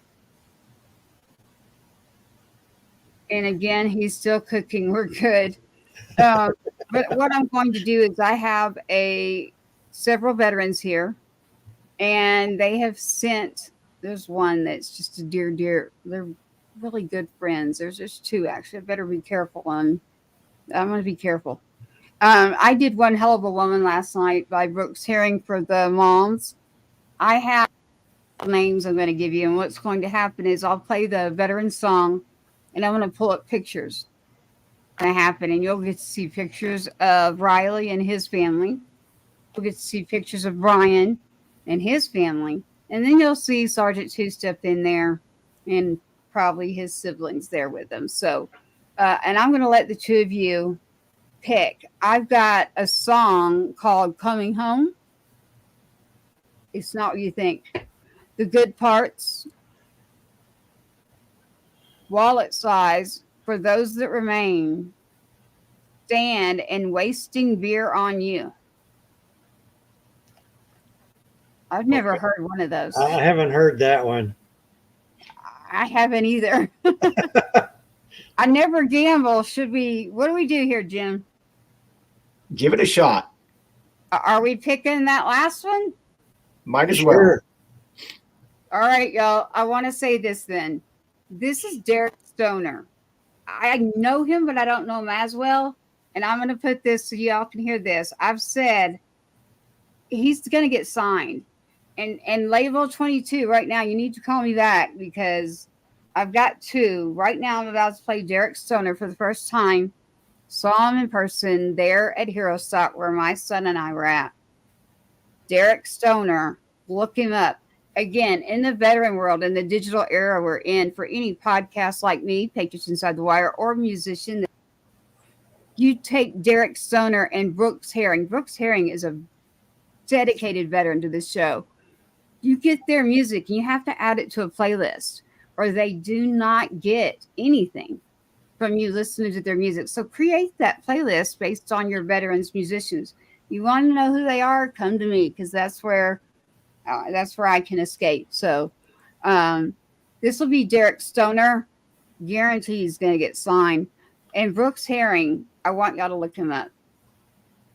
Wonderful person that is dedicated. Whatever the Gold Star families need, Tracy, here, you can have it. So, but we're going to go with Derek Stoner because the fathers picked this one. So, Brooks, I got you again when Mr. McCullum comes back.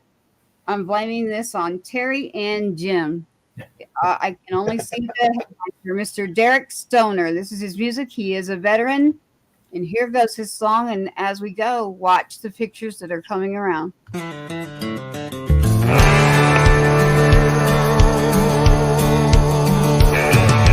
I've been known to leave the lights on all day. I may lose track of time and stay out a little bit too late. I've been caught on the kitchen floor in my muddy boots, but you ain't ever gonna catch me wasting beer on you. Just last week I went and blew off the laundry. I fell asleep right in the middle of your cocktail party.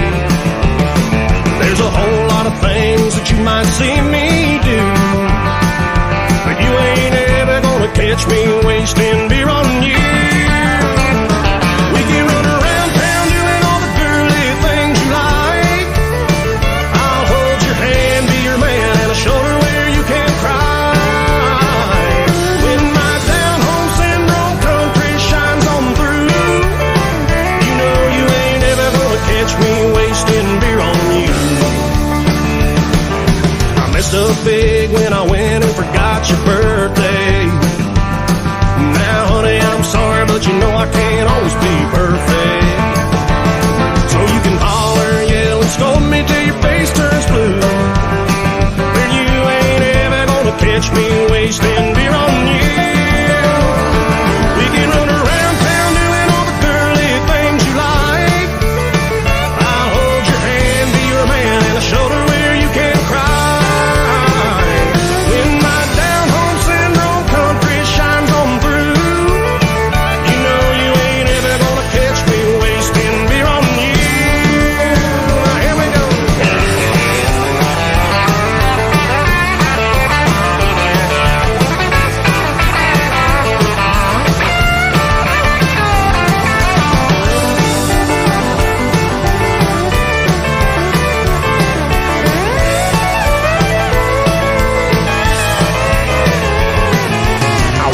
Sunday morning, it was round about noon.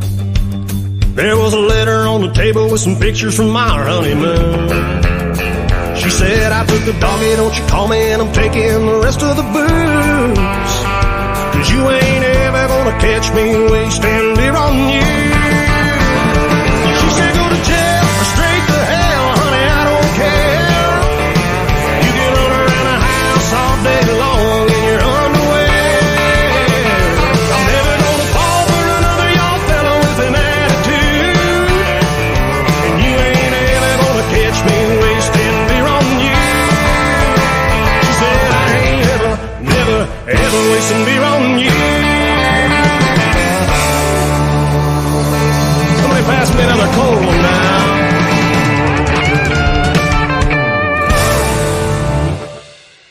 Wow. Oh, here we go. I'm going to roll through track really quick.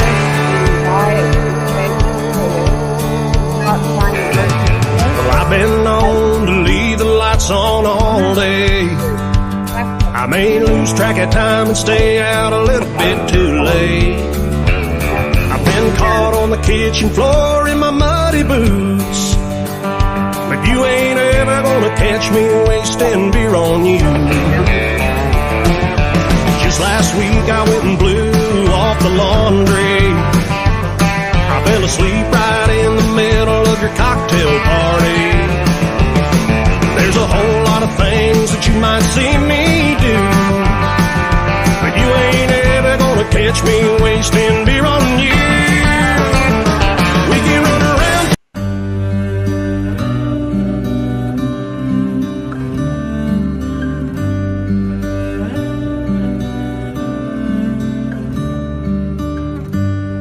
Baby, I won't say a word. I don't wanna wake you when I go. Gonna kiss my baby girl. She's gonna miss me, yeah, I know. If I end up gone forever, just know I'll always love you so. I'll go quietly tonight, but soon you'll hear me coming home. You hear me coming home.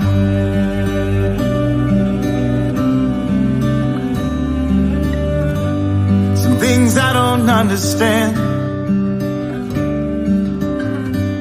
This isn't everything I'd hold. I wasn't born to be a fighter, but I'm following my soul.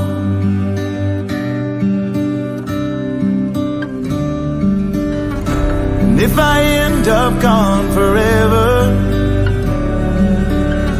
just know I'll always love you so. I'll go quietly tonight, but soon you'll hear me coming home. You hear me coming home.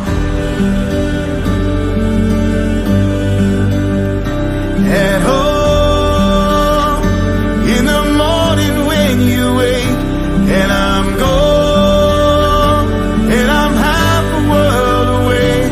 I'll be back before you know it. See you later, don't lose sleep. You can see me when you're dreaming. I'll be watching quietly. But if I end up gone forever, just know I'll always love you so. I'll go quietly tonight, but soon you'll hear me coming home. You hear me coming.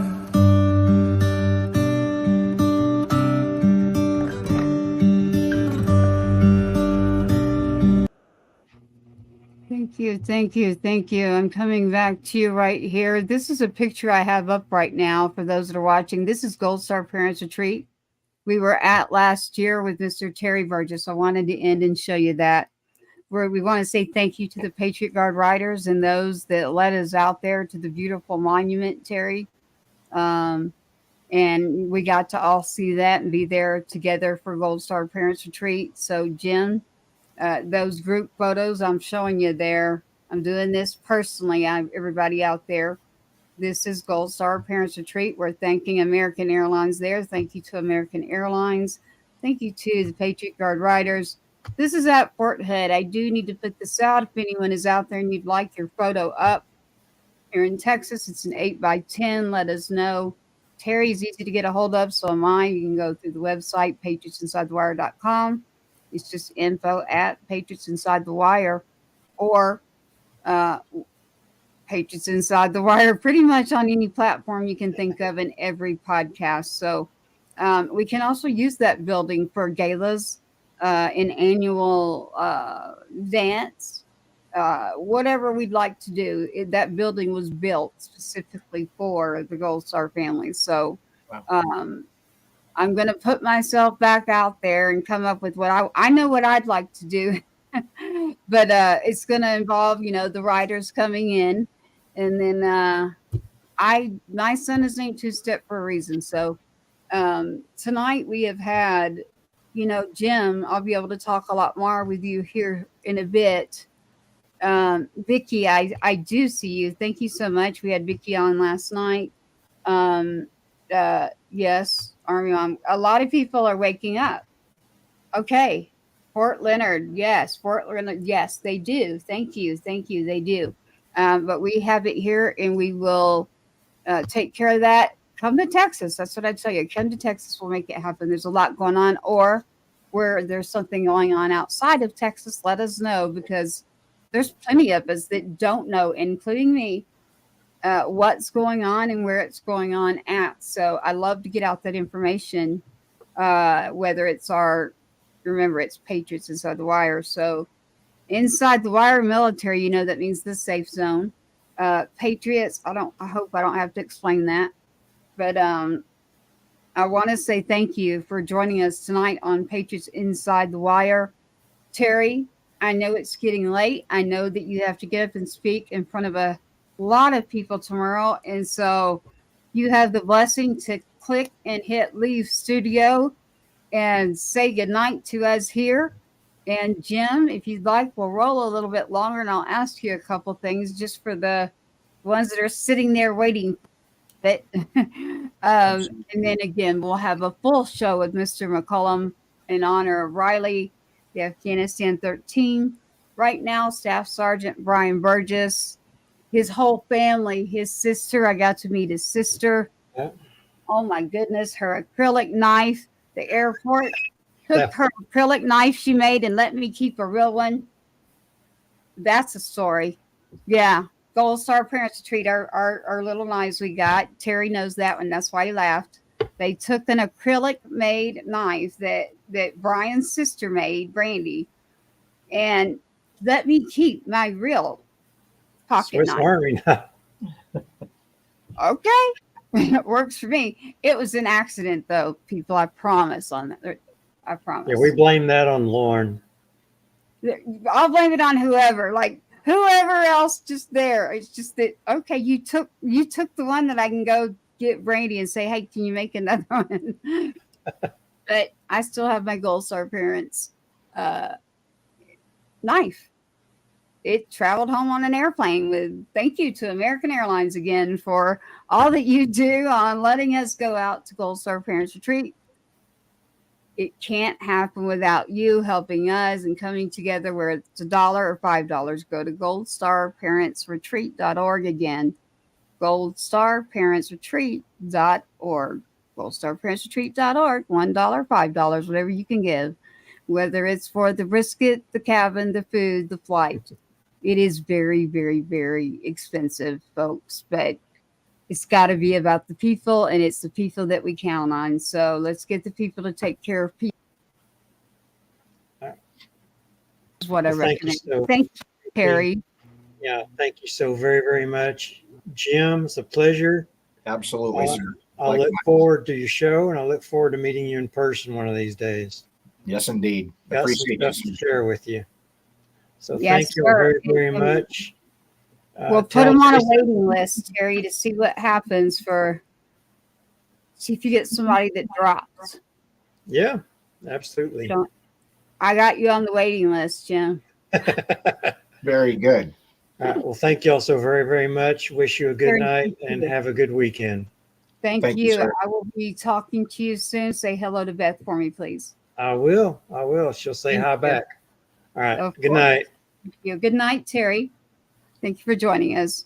Patriots Inside the Wire. Good night to Mr. Terry Burgess. His son is Staff Sergeant Brian Burgess. Beth and Terry run goldstarparentsretreat.org. Please check that out and see what you can do. Now, our numbers are increasing out there, Jim. So my original plan is I am going to get into a little bit here, but I want everybody to know that we're going to do an actual show with Jim. And that way you'll get what I know what you're waiting for. But I know that you also care and you want to honor and you want to understand what happened. We have tripled our numbers just since then. So, Jim, I've already told you, I'm a truth teller. I told you this. This is why we'll do a whole show. Patriots Inside the Wire right now. You're all welcome to turn it off if you don't want to stick by on this part. I know who's here and wants to hear a part so that when we get into the next show for Jim McCullum and his family, for Riley McCullum and what happened there in Arlington and Washington recently, and the viral video that's in the millions right now on YouTube. I did receive a personal text, call, message, and it's something had happened last year with me and DeSantis and Trump. And I'm not going to go further except to say Trump was correct. The other one wasn't. That's okay because I got it corrected.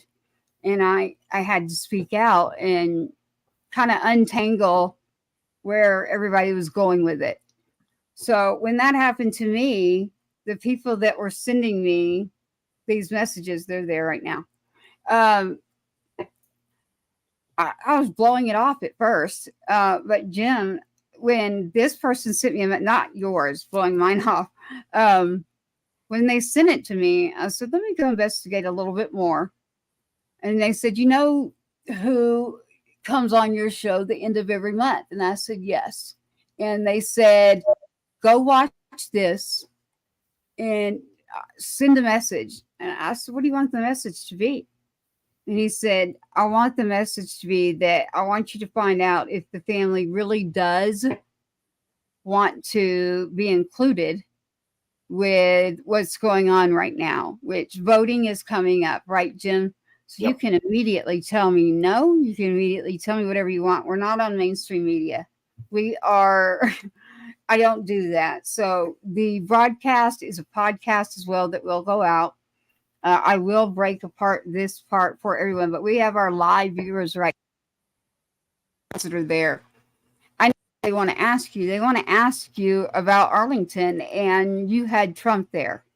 And instead of answering for you, can you tell me the name of the father that decided to jump onto YouTube first? And why? If I have it right, it would be Darren Hoover would have been the first one to speak up.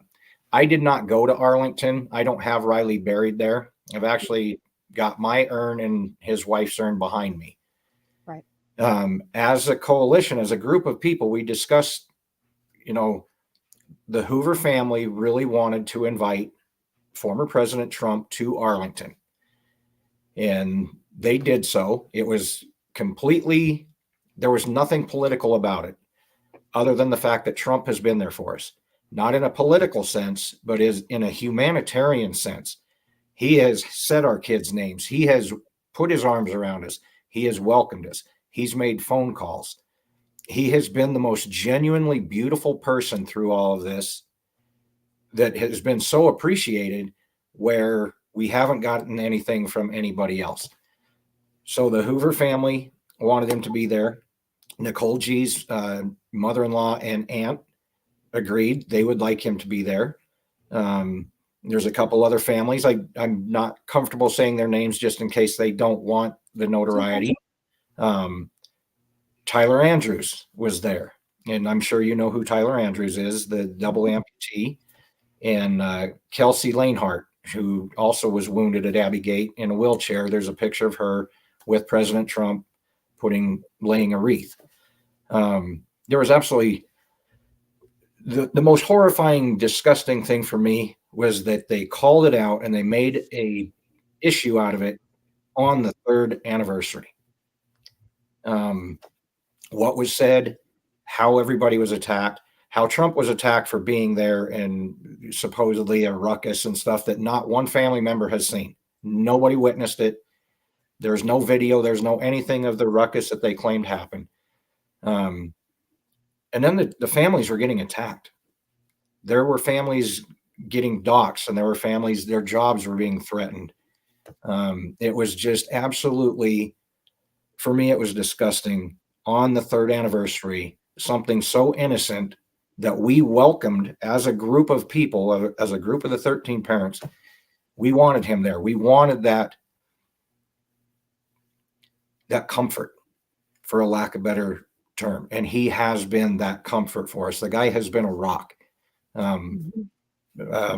I can't say enough positive things about him. And that is completely not political.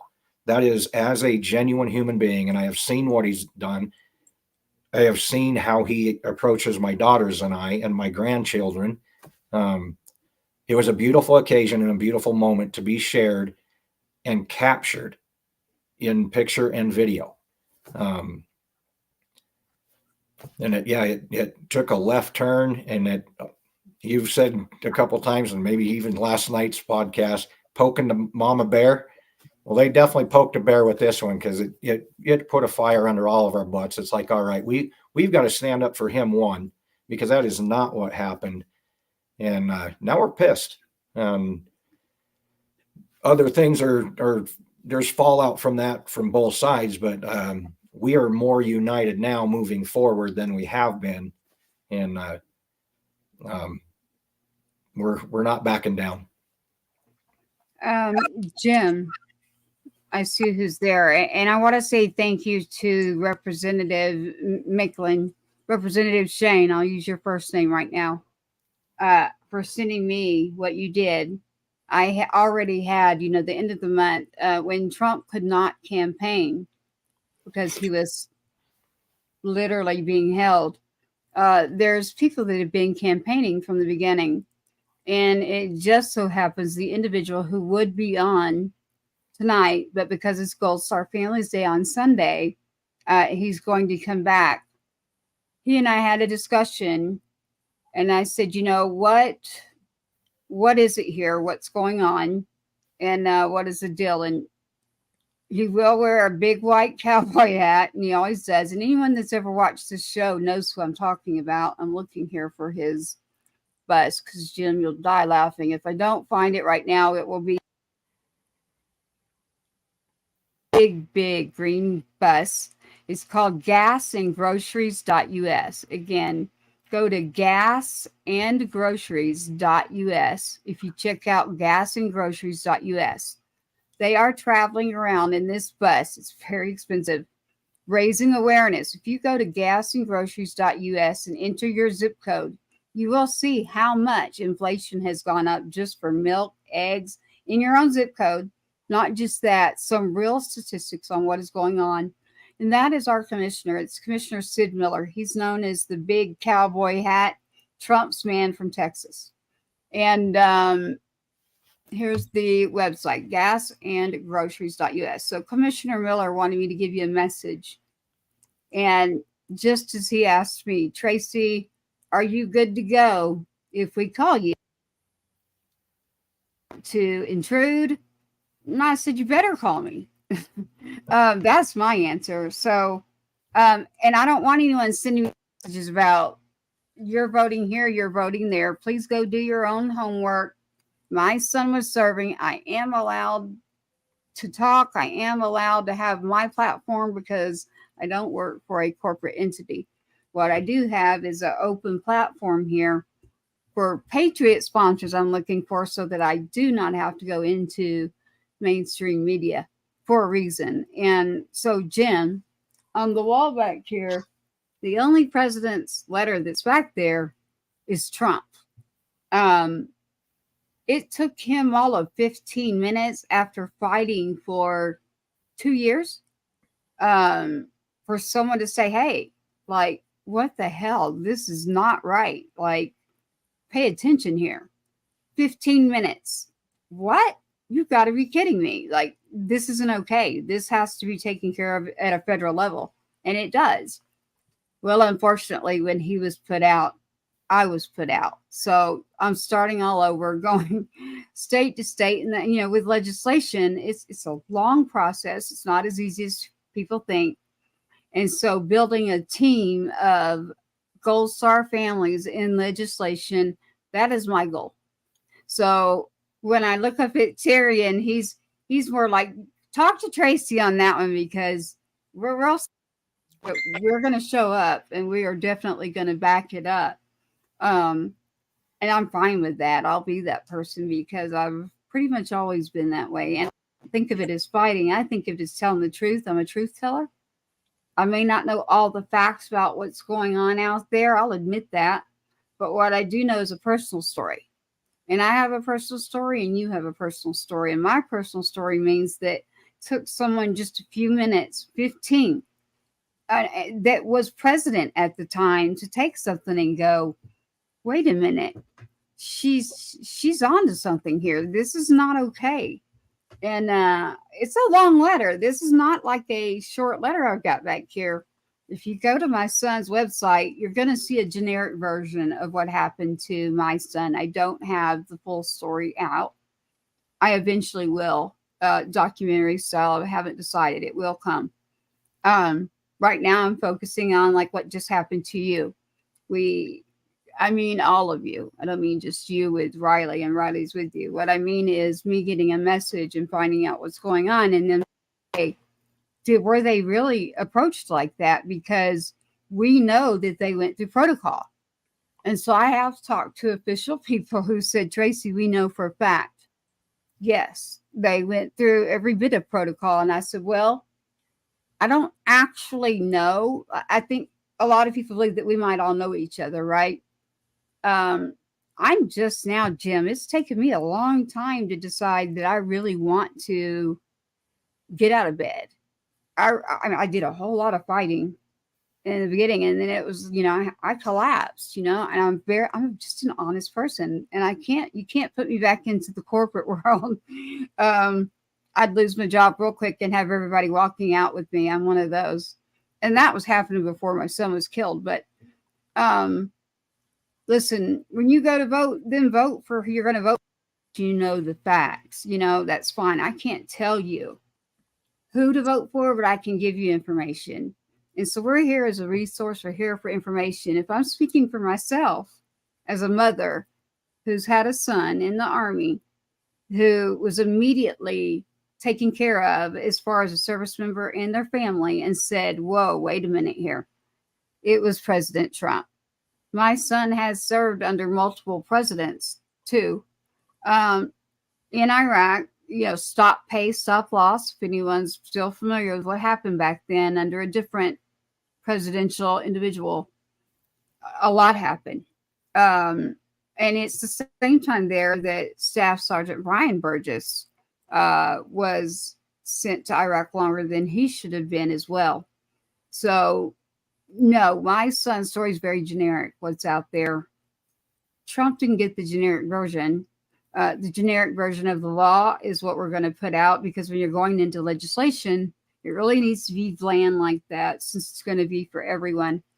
But you can change policies by going base to base. I don't know if you know that, Jim, but I decided to go base to base as well when I figured out, wait a minute, someone gave me a tip and they said, hey, while you're waiting, because it's a long process, go base to base. You really can change policy. And that's the truth. You actually can start working with the people. You can make a difference. So you can do that. And I was able to do that at a few of them. I personally want to see Trump back in, because I know that he cares. literally, I'm not saying this from a news article, and I know that I've got someone part of the broadcast family, got the singer in here tonight that would be yelling at me right now, but that's fine. Yell at me, but I'm going to yell right back and tell you, I would have invited him as well. And I have said to the individual that called me, the commissioner, I said, hey, I'll go. Call me up. And then I have a Border Patrol. He was in the Marines, Javier Vega Jr. He was in the Marines, got out and he was in school and saw what was going on at the border, decided he'd go work as a Border Patrol agent. And they're related to me. His kids and his wife, his mother and father, related to me, were visiting him. And unfortunately, part of my law involves this. A lot of rental cars are used for a lot of bad things that they shouldn't, and they don't check your driver's license. There is no law to validate who's driving that car. You show it, so everybody assumes. So did I, until military knocked on my door. So rental car, things happening in them that shouldn't, comes through. Illegal drivers coming across. This is before Title 42 lifted. This is before Trump was there and on the scene with his children, father, and all there. His father was shot. It's Javier Vega Jr. again, Border Patrol agent. A lot of people don't talk about our Border Patrol agents that are out there. He was a Marine first. So I'm very, very vocal about this. And this is why you're getting the sense of my truth telling. It's like a lot has happened around me. So I don't get that choice. My choice is the truth. And I can tell you that when someone rolls up for the second time in my family in a vehicle they shouldn't have for illegal means, we got a problem. We already have a problem with our border. We have God knows who, where, what, when. I don't mean that I don't want people. I'm telling you, there is a reason to have a process. Yes. So I'm not against people. I am against things that are happening to people. Javier is not here anymore. He was shot as well. He reached over and saw his dad shot and did not want his children and wife and mother shot. And so he made it. He crawled over and he was able to get two of them. The one wounded, one gone. So two of them are in jail right now. And every year you have to go and say, don't let them out. It's ridiculous. But they're going to get let out. I mean, it's like, are you kidding me? His father, I don't know how much longer he's going to make it. I hate to say this, but it's true. That's horrible. Can you, Yes. I mean, if I'm sitting right there, I thank God I wasn't sitting right there while what happened with my son, but this is on scene. So I'll have that true story as well. Ironically, it's going to come back to back with you. We didn't plan it that way. I know everyone's thinking that, but that's not what happened. I actually just met Jim not long ago. So, Jim, if you got a call that's, how do you feel about going when they're campaigning somewhere near you and saying, I support him. I do want him in office. What would you say? I have zero problem stating my political views, but I state them in a very factual way, a very respectful way. I can have conversations with anybody on the planet, but you're going to know my reasons why. And I'm very passionate about those reasons, especially since August 26, 2021. Every state is now a border state, and I pay attention to all of everything that goes on across the country. And I'm articulate enough and intelligent enough that I can have those conversations respectfully, again, like I said, but blunt and to the point. And you can like it or you don't have to like it, but at least you're going to hopefully listen to what I said and go research it yourself or go find the answers yourself. You can tell me I'm full of crap or go, wow, he was right. More times than not, people go, wow, he was right. And Jim, I agree. What do you say when someone will say to you, well, what about the crimes? What about the, what's going on with him? And don't you care about that? Or I don't believe any of those crimes are actual crimes. I think it is all orchestrated, and it is just nothing but an attempt to try to keep him out of office because they're afraid of him getting back in office and making the changes and the old slogan, draining the swamp. I think 99% of everything that they've thrown at him is all fabricated, made up, throwing spaghetti at the wall to see what's going to stick. And for me, as a patriot and as an American and watching what happens in our politics, that's just disgusting. It's even happening in local politics now. That atmosphere and that climate is just infesting politics across the country, where now that's the standard way. Instead of having a debate and talking about the issues, now you just attack your opponent. And I got to watch it firsthand in the county I live in now. Outside money from Virginia coming in, not to talk about the issues, but to just slander the hell out of your opponents. It's not nice. I agree. And so I'm glad you said that. I feel the same way. And so I do pay attention, and I am glad for the ones that I have met and that have been working very hard at educating and getting information out there. I have Dr. Tim Wesley, who's worked with me for quite some time. His best friend is Lieutenant Colonel Alan West. A lot of people recognize that name, Alan West. They help with the Two-Step Act, which is my son went by two-step. I'll be back in legislation, but again, we have a true story, and that's what I go by. I go by in life what's happened. I do agree with you. And I say this, okay, fine, I'll give you 10%. If there's 10% that has been done wrong, you cannot tell me that every one of you are sitting back there judging that you haven't done something that you would take back. So would I rather have a World War III situation where we've got a mess that we've got to get together, or would I rather have a statistical deal where I have a female for the first time in office? And that's what someone's saying to me. Well, Tracy, don't you want a female for the first time? And I said, not this time. I'm sorry, not this time. I don't. It won't work this time. And I need you to understand that for me. I am all about female empowerment. I'm not a feminist by any means, but I will tell you, because I still believe in my own values, and I'm allowed to do this, people. That's just what I know. And what I know is how I was treated, how my son was treated. And that, listen, even one of my kids, you send them off to school and they come back and it's like, what did they do to you? I had it all set. That's why I'm like, man, I got to start educating and getting information out. And I actually had a veteran that I met who said, Tracy, don't go back corporate. I know you need the money, but trust me here, with everything that's going on and everything that's coming down. He even came up with the name of the show. I know he's watching right now.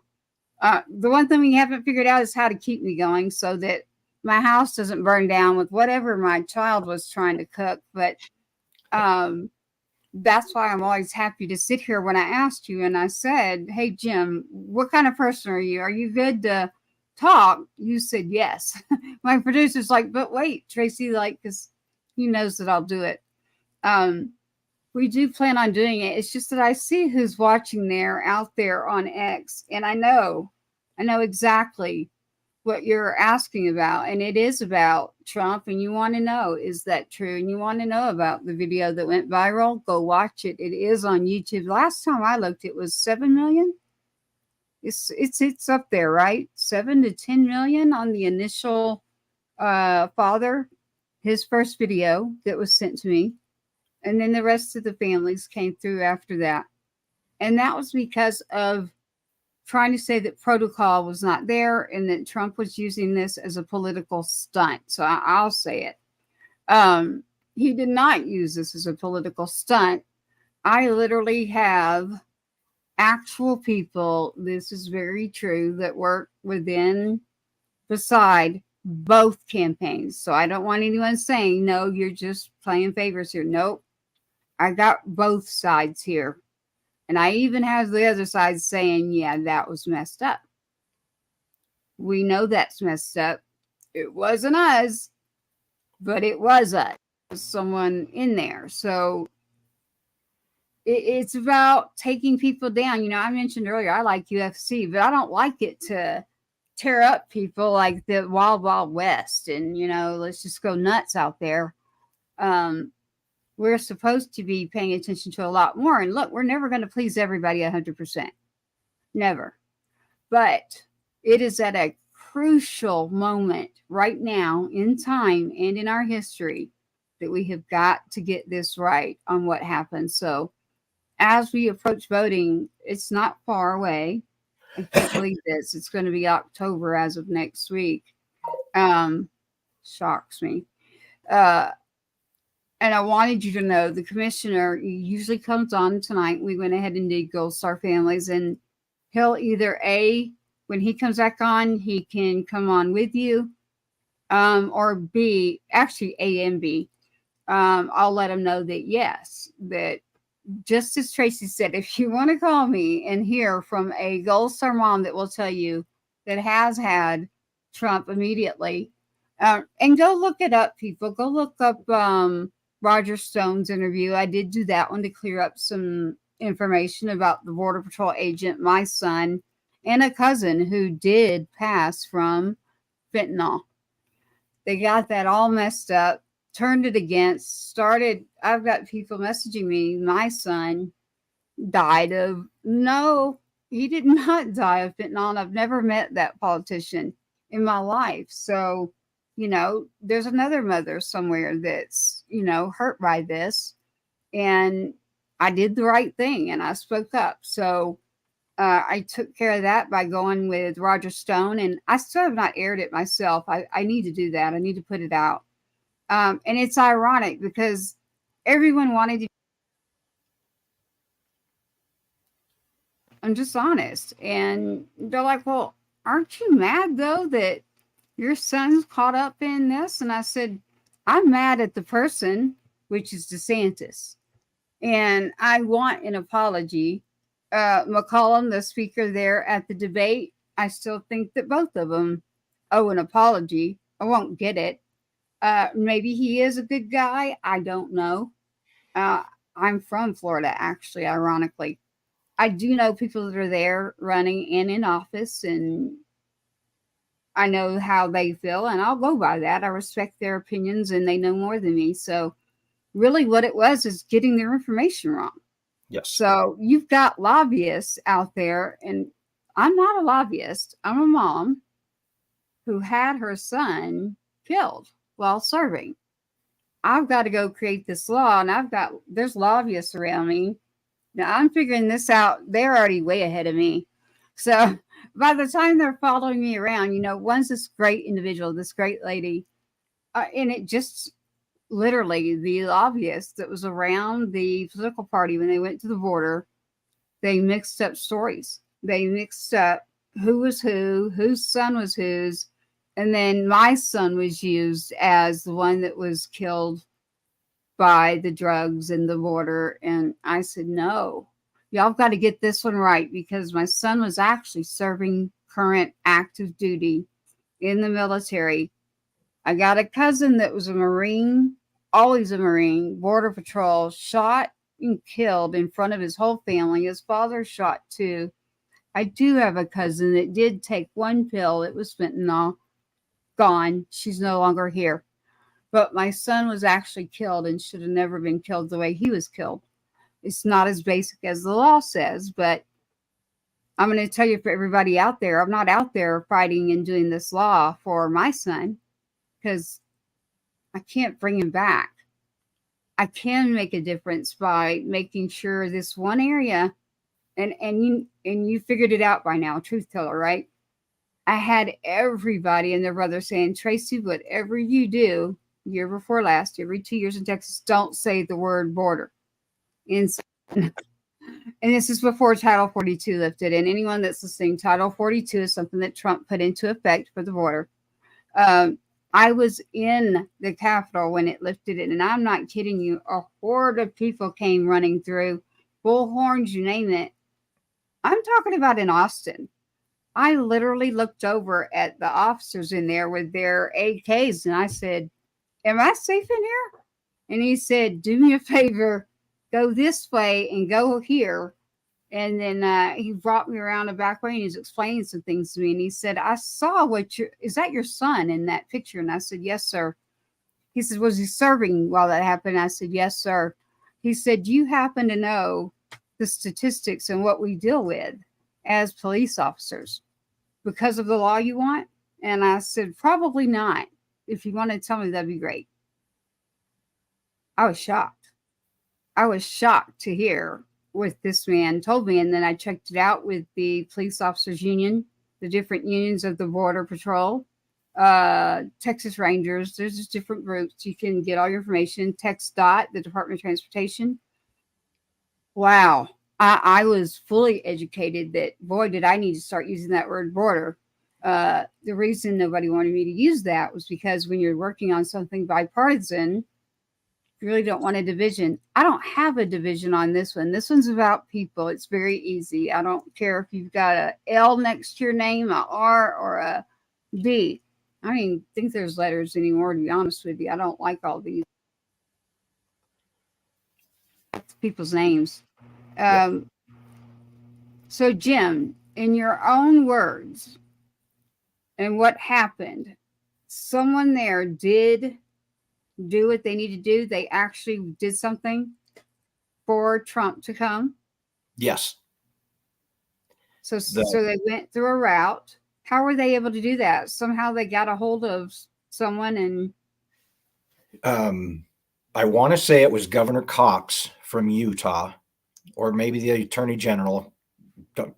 I don't have the actual honest answer on that. It was one or the other. Helped the Hoover family get in touch with President Trump's team and invite him to come. And he immediately said, "Yes, I will go." He was campaigning somewhere else. He was across the country at the time.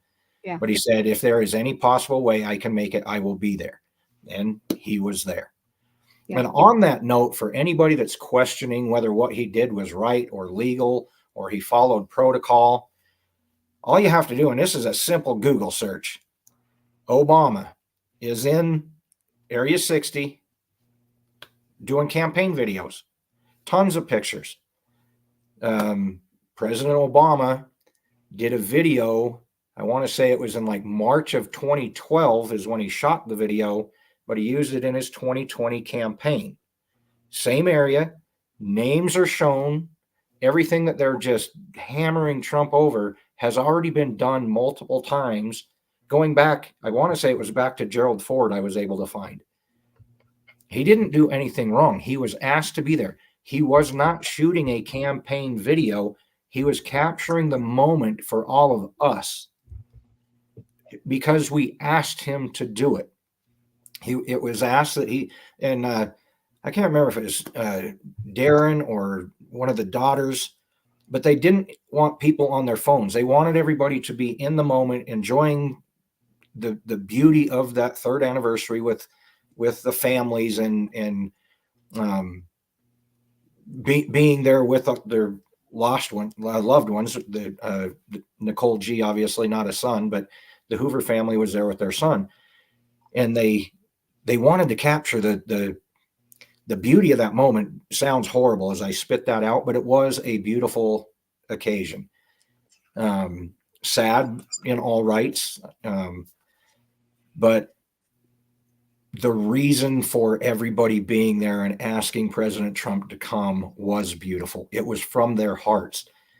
We, as a group, thought that would be a beautiful thing. So to say otherwise is disrespectful. And that's how I feel, is they absolutely disrespected the 13 families, regardless of what your politics are. That is the third anniversary of our 13 kids dying.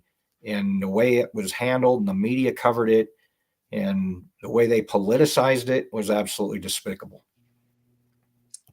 I agree 100%. And the numbers just keep going up. And what I want to keep reminding everybody, I have sending me a message for a reason here. And I'm gonna grab that link for them real quick, Jim.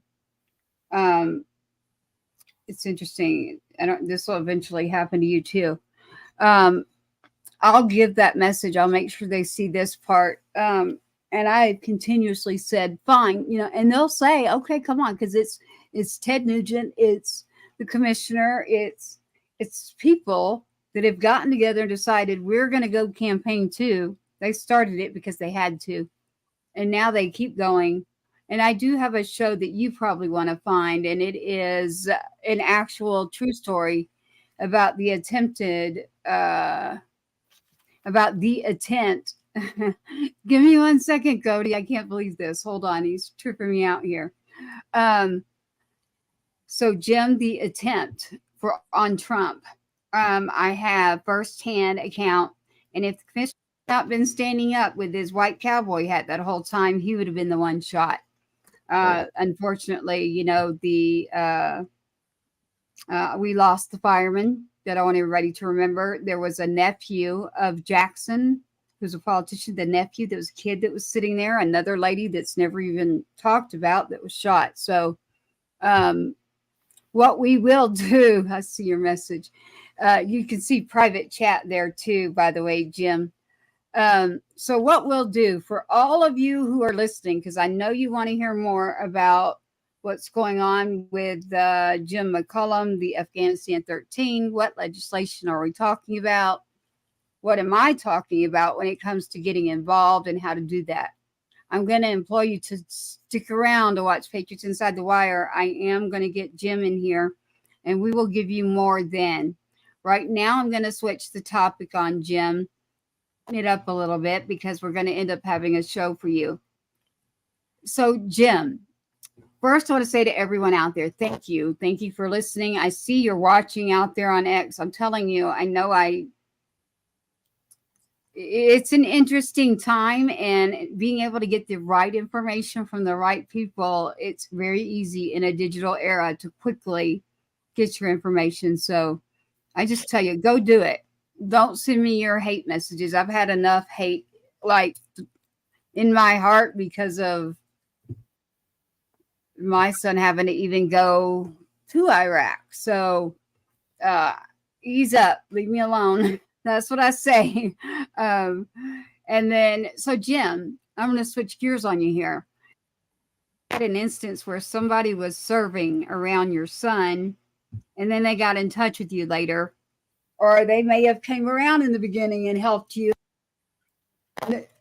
Later got a hold of you. Has that happened yet? Someone that got out of the service and decided to help you, and it wasn't really known at first? It actually happened rather quickly. My granddaughter was born on Camp Pendleton September 13th of 2021. My daughter Royce and I flew out there immediately to be with her. And then the 2-1 Marines came back on the 15th. So my daughter and I went and welcomed his unit back to Camp Pendleton. I wanted to do it, and I thought it was a great idea until I got there. And then I'm glad I was there, but then the heartbreak of knowing Riley should be coming back. And it was like 11 o'clock at night, dark, an absolutely beautiful presentation as they march in. People don't, unless you witness it, you can't understand how that feels and how proud I was of those kids. Anyway, that was beautiful. And I got to spend 3 days with Marines telling me I was 10 feet away from Riley. He was there and then he was gone.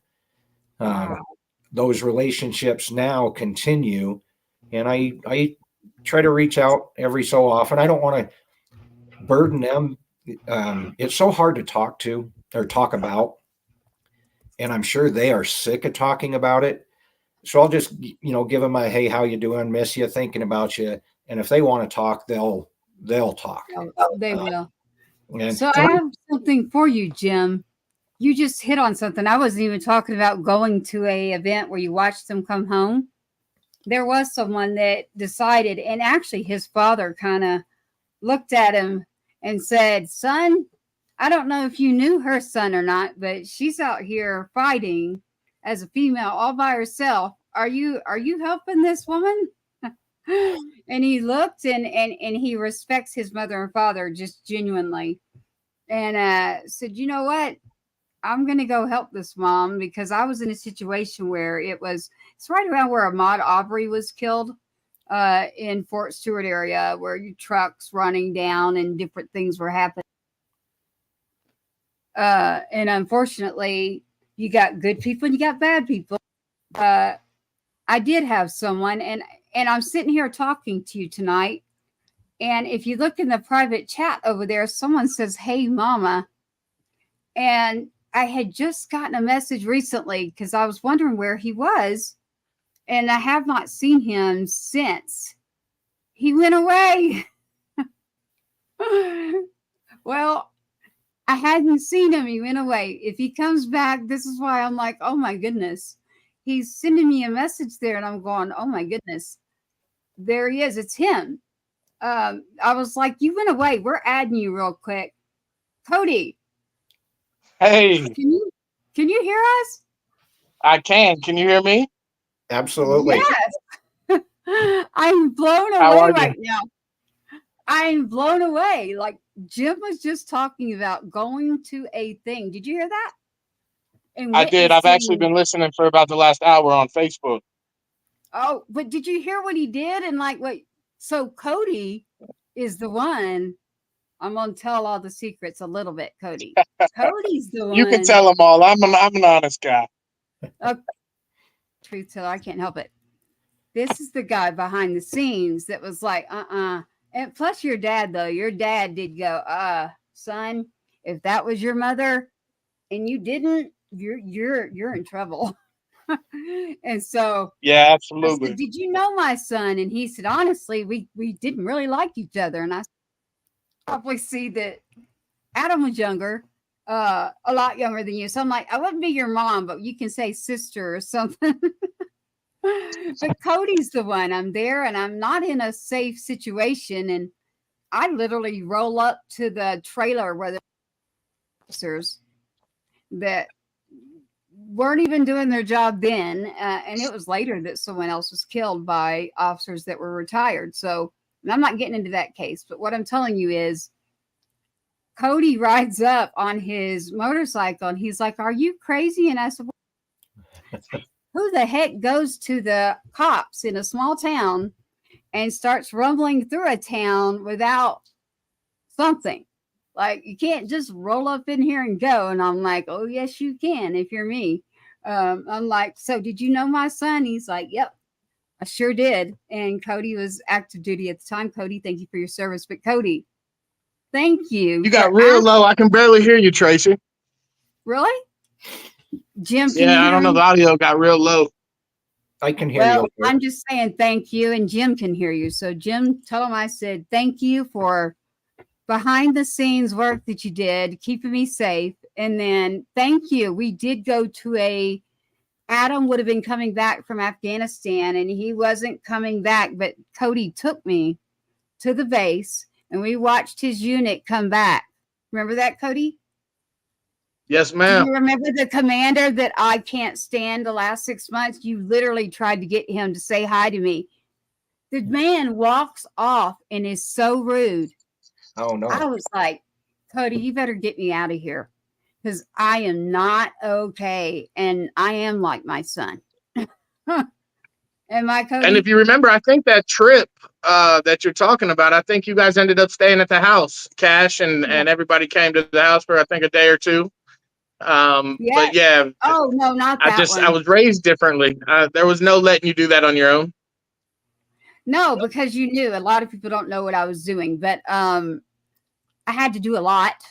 And I am thankful for the brothers that are out there and the sisters that even behind the scenes were. And a lot of you don't even know which ones were and which ones weren't. But his unit, as they deployed, some of them weren't okay because of what was happening.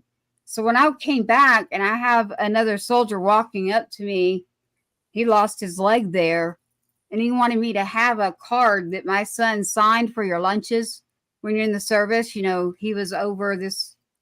Cody would probably understand the term better than me. You've got a younger soldier, and Adam was the sergeant over this unit, and he had signed his lunch card or whatever it is to get his food. And he said, I want you to have this. And I said, you can keep it, son. I mean, you served. And he said, no, your son's name's on here. He signed it for me. And there's a lot of us that appreciate the fact that he stood up, and he definitely would knock somebody out, and we certainly would want him downrange. And they said, we're guessing that you probably are a little bit of that rebel. And I said, well, I don't know if rebel's the word, but I'm not okay when people start treating each other a certain way and, you know, help each other out when you need to. So Cody, you just threw a whole nother show in here for me. So I'm going to have to get a hold of you and see if you'll do a show about your veteran and how hard it is, to be a veteran right now in today's world and what we're talking about. But yet you've served beside my son and witnessed me going through things that I should have never had to go through. I mean, if anything, as a mom, they should have been saying, we're sorry. This is where you should stay. Let me help you. Instead, it was the complete opposite. A whole cover-up job. So, Cody, I don't even think you, but it turns out I'm completely correct in regards to illegal means, the border, some reason they got that vehicle.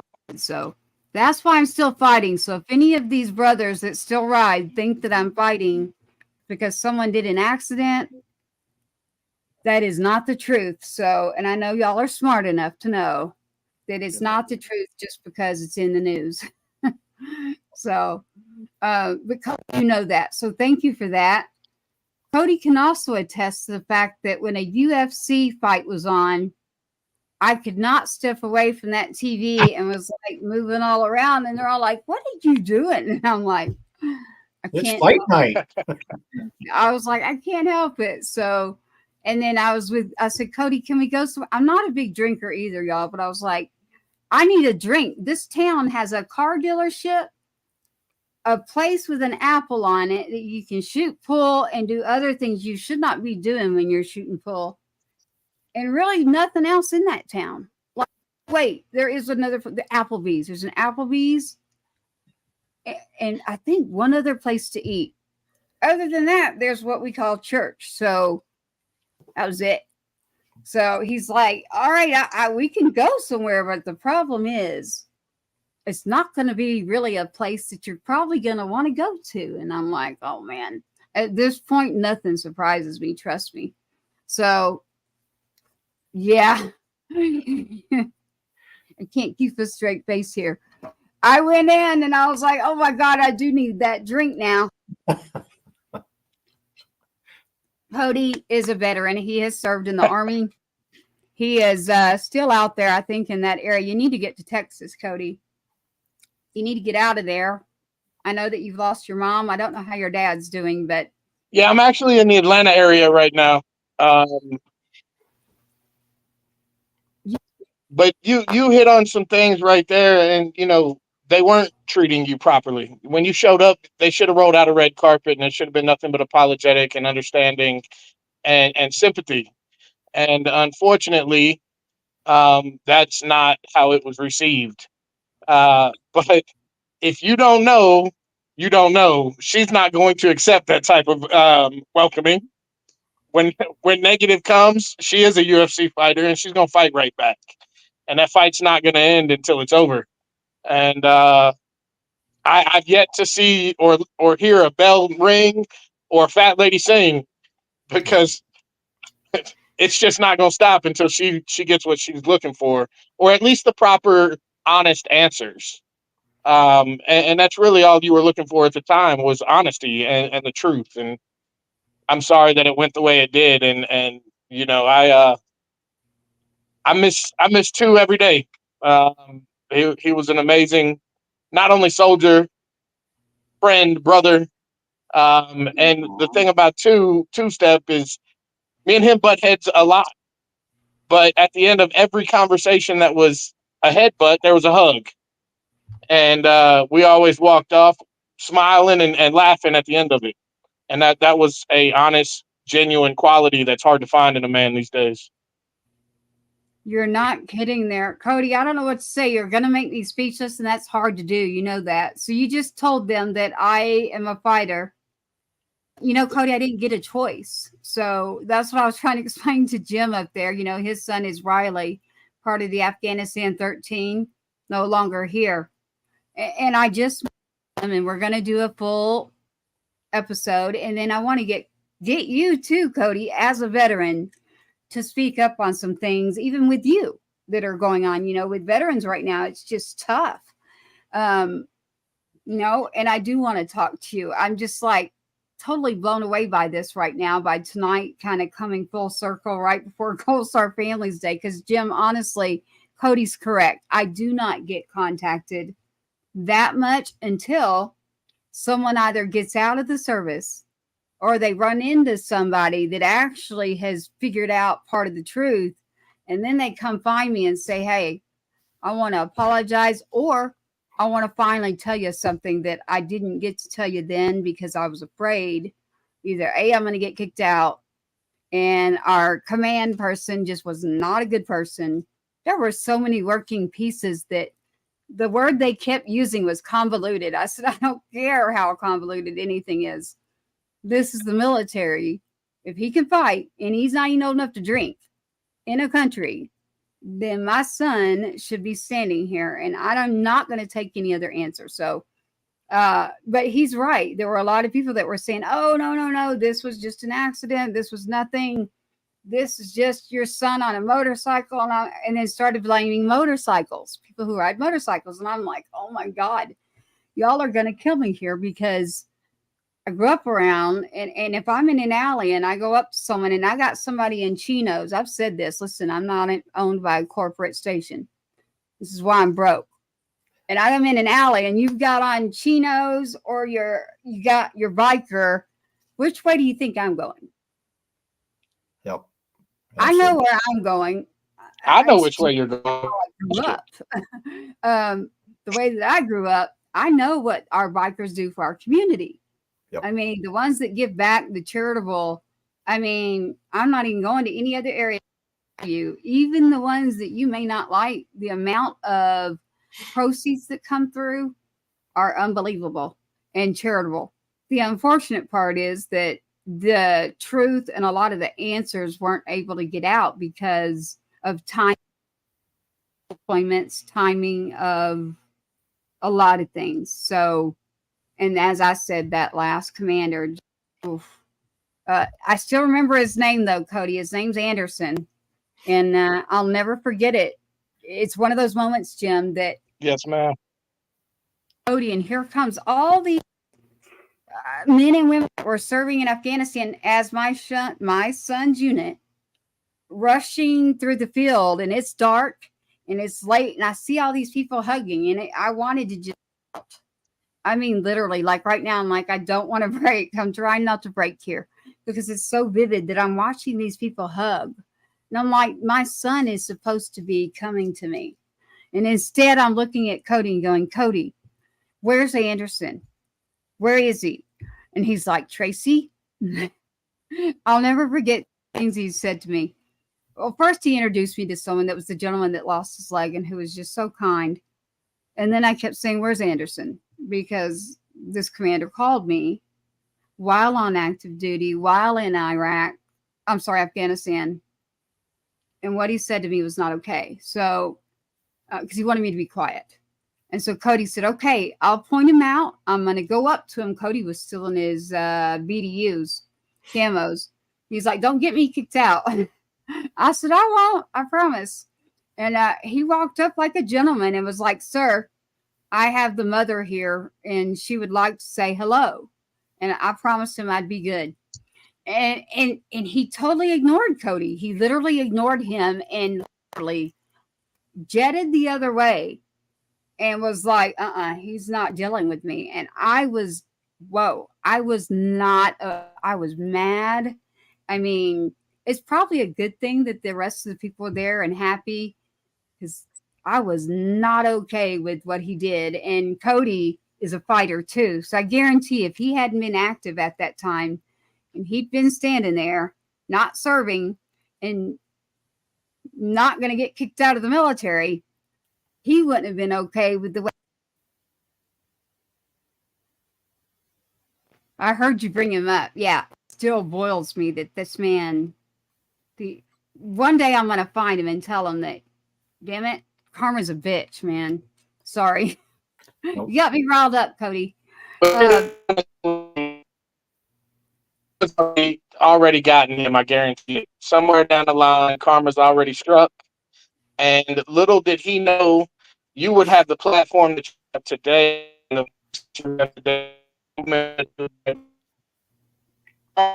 cutting in and out. I could hear part of that. You're cutting in and out. You're talking about a platform to talk and the ability to get information out. I think that's what I heard. Karma has come, and it's a.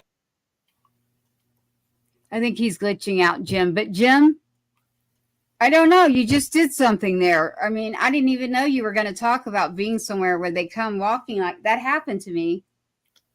That was not supposed to happen. What just happened? I'm like, what the heck just happened here? We went from talking about someone showing up with the families there, and I end up in a situation that Cody's fully aware of. He's no longer in the military, but he witnessed me being treated a certain way. It was like, whoa, wait a minute here. If he hadn't been serving at that time, I guarantee he wouldn't have been okay with the way that commander, what rank was he? Because he wasn't, Adam was a sergeant, so I think he was just one step up. Cody, do you have your audio back? I don't think you do.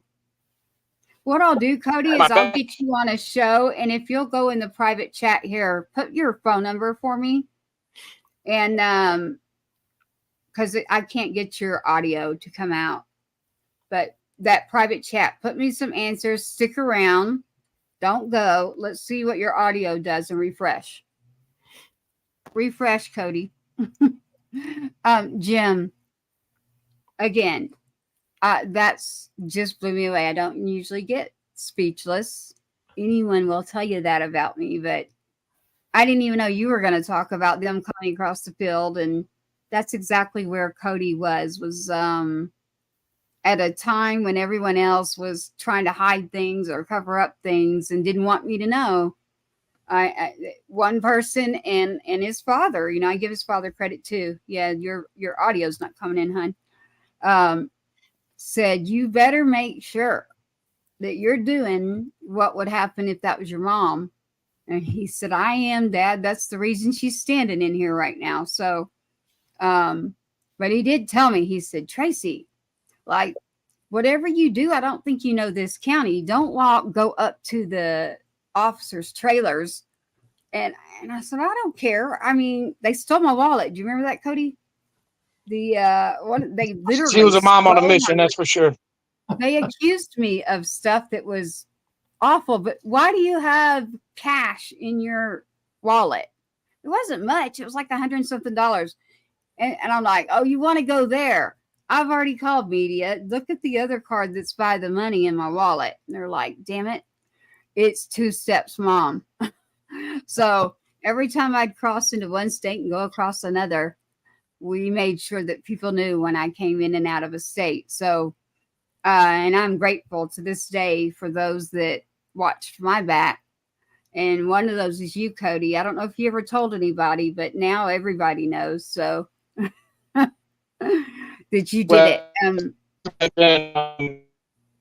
I took you a mom to be with me. And yeah, my phone's dead. Just put a message in the chat over there, the private chat. Jim, I think you could kind of hear him too. I think he's trying to say something about his mother. He lost his mother to cancer not long ago, which I beat cancer already, so I can beat what else.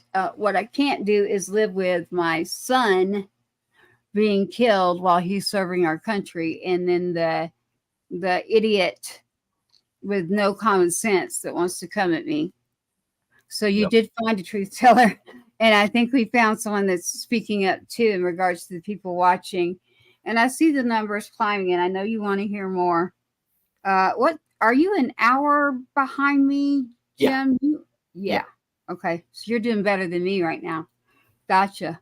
They are too. That's why. If I I can didn't throw expect something that. else out there, there's similarities with you just wanted answers. And Yes. somebody saying they're sorry would have made a world of difference. Thank you. We want answers, and we've had 3 briefings now sent, and none of them are correct. And we know that, and we're proving it as we continue, but we've never gotten an apology. The first time anybody said they were sorry to the families was when Speaker Johnson at the Congressional Gold Medal ceremony, and I mean, it's out there, you can find it. When he apologized, he said, "We owe you an apology. I'm sorry." That's the first time in 3 years that we've heard that. I appreciate that he did, but holy hell, we're 3 years down the road. What took so long? So I'm a little like you in that aspect. I've got some anger that kind of brews in there every now and then, and Yeah. just got to focus it in the right direction and make sure I'm being productive with it versus just lashing out at people. But Oh yeah. Yeah. That's why people didn't see me for a while. I had some things I had to go take care of, literally. Um, and then I didn't expect to go see them, the rest of the unit, come back as my son should have been right there with them, and not being at a burial. I don't even like that part. I don't go back to that. Uh, yeah, I didn't expect this tonight. You can tell, like, I'm getting thrown off a little bit here. It's just something that I have not heard sorry either. I will never hear it from the person I need them to do it and say it and admit it. It won't happen. But what did happen for me is I'm lucky that he did serve under a colonel for a good amount of time. That was amazing. And his years prior were all amazing. Just unfortunately, these towns that these bases are in, I mean, man, I just did not know how bad it was. And, my son's friends, me, his siblings, everybody was here. So he always came home. And the one thing I regretted was that I had never gone to see the base. And everyone's like, "Well, Tracy, what do you think you would have done?" And I said, "I know what I would have done." They're like, "There is no way you would have got that boy moved." And I said, "You want to bet? Don't go there with me." But trust me, there was a reason that I knew who his commanders were the whole time. And but we were doing good. We were supporting units. We were taking care of each other. Now that I'm on this side, it's a whole nother world, Jim, that I hope you don't experience some of what I've experienced. And some of that is some of our own people tearing each other down. And I really want that to change too. That one hurts. That hurts when you've already lost your child and now you've got the others that want to take more of you, and there's not enough left inside of you. And I don't understand it. I've already lost a kid. Can't you just let me have some peace and understand that you have what you have because he did what he did, both foreign and domestic, when he took his oath. And my kid that couldn't drink can go serve and, do the missions he did. Missions. He told me a lot. They weren't playing soldiers and cowboys or anything. This is what people don't understand. Even at the base, not in his position. So I can only speak to me. My son was hard-headed, front lines, infantry, got to be fighting all the way. And I'm like, "Son, can't we at least discuss?" Nope. If I'm doing it this way. So, I think you got some of that from me. But to this day, I've told everybody I'm honest. Like my son Cash, no way. He's not going in. I think my family throughout the years has put in their due time right now, and I just need to celebrate and honor those that are serving right now and the veterans, and keep taking care of our Gold Star families, and just start gathering up the patriots and figuring out building our country, getting answers that we need, and the legislation. Yes. You also hit on something else. We're going to end here in a minute, guys. I know you're watching up there. The numbers are climbing. It is Jim McCullough. He is the Riley. I will pull that back up for you so you can see it. But again, if you go look, we did a whole show on this with the Afghanistan 13 because of the anniversary. And then what happened as former president, I don't even say former, but I will because Jim said that, as Trump went to a location that he was invited through proper protocols. It was not a stunt for votes. It was not a political situation. It was a human decency, humanitarian in the heart situation. So do we all have a heart? Yes, we can agree on that much, right? So I'm like, okay, we can stop there. Just don't go any further. Let's agree. We all got a heart, right? If somebody's going to stand up and speak up and say, yeah, I am sorry, this should not have happened. That's a big move and an honest move. Do I know that not everyone is 100% and that there's issues? Yes, there's issues on both sides. I mean, what do you think? That we're going to find some perfect individual that's, no, you got to first fix the system. And if, we're never all going to agree, never. But we have to all come to some agreement that we understand where we're at right now.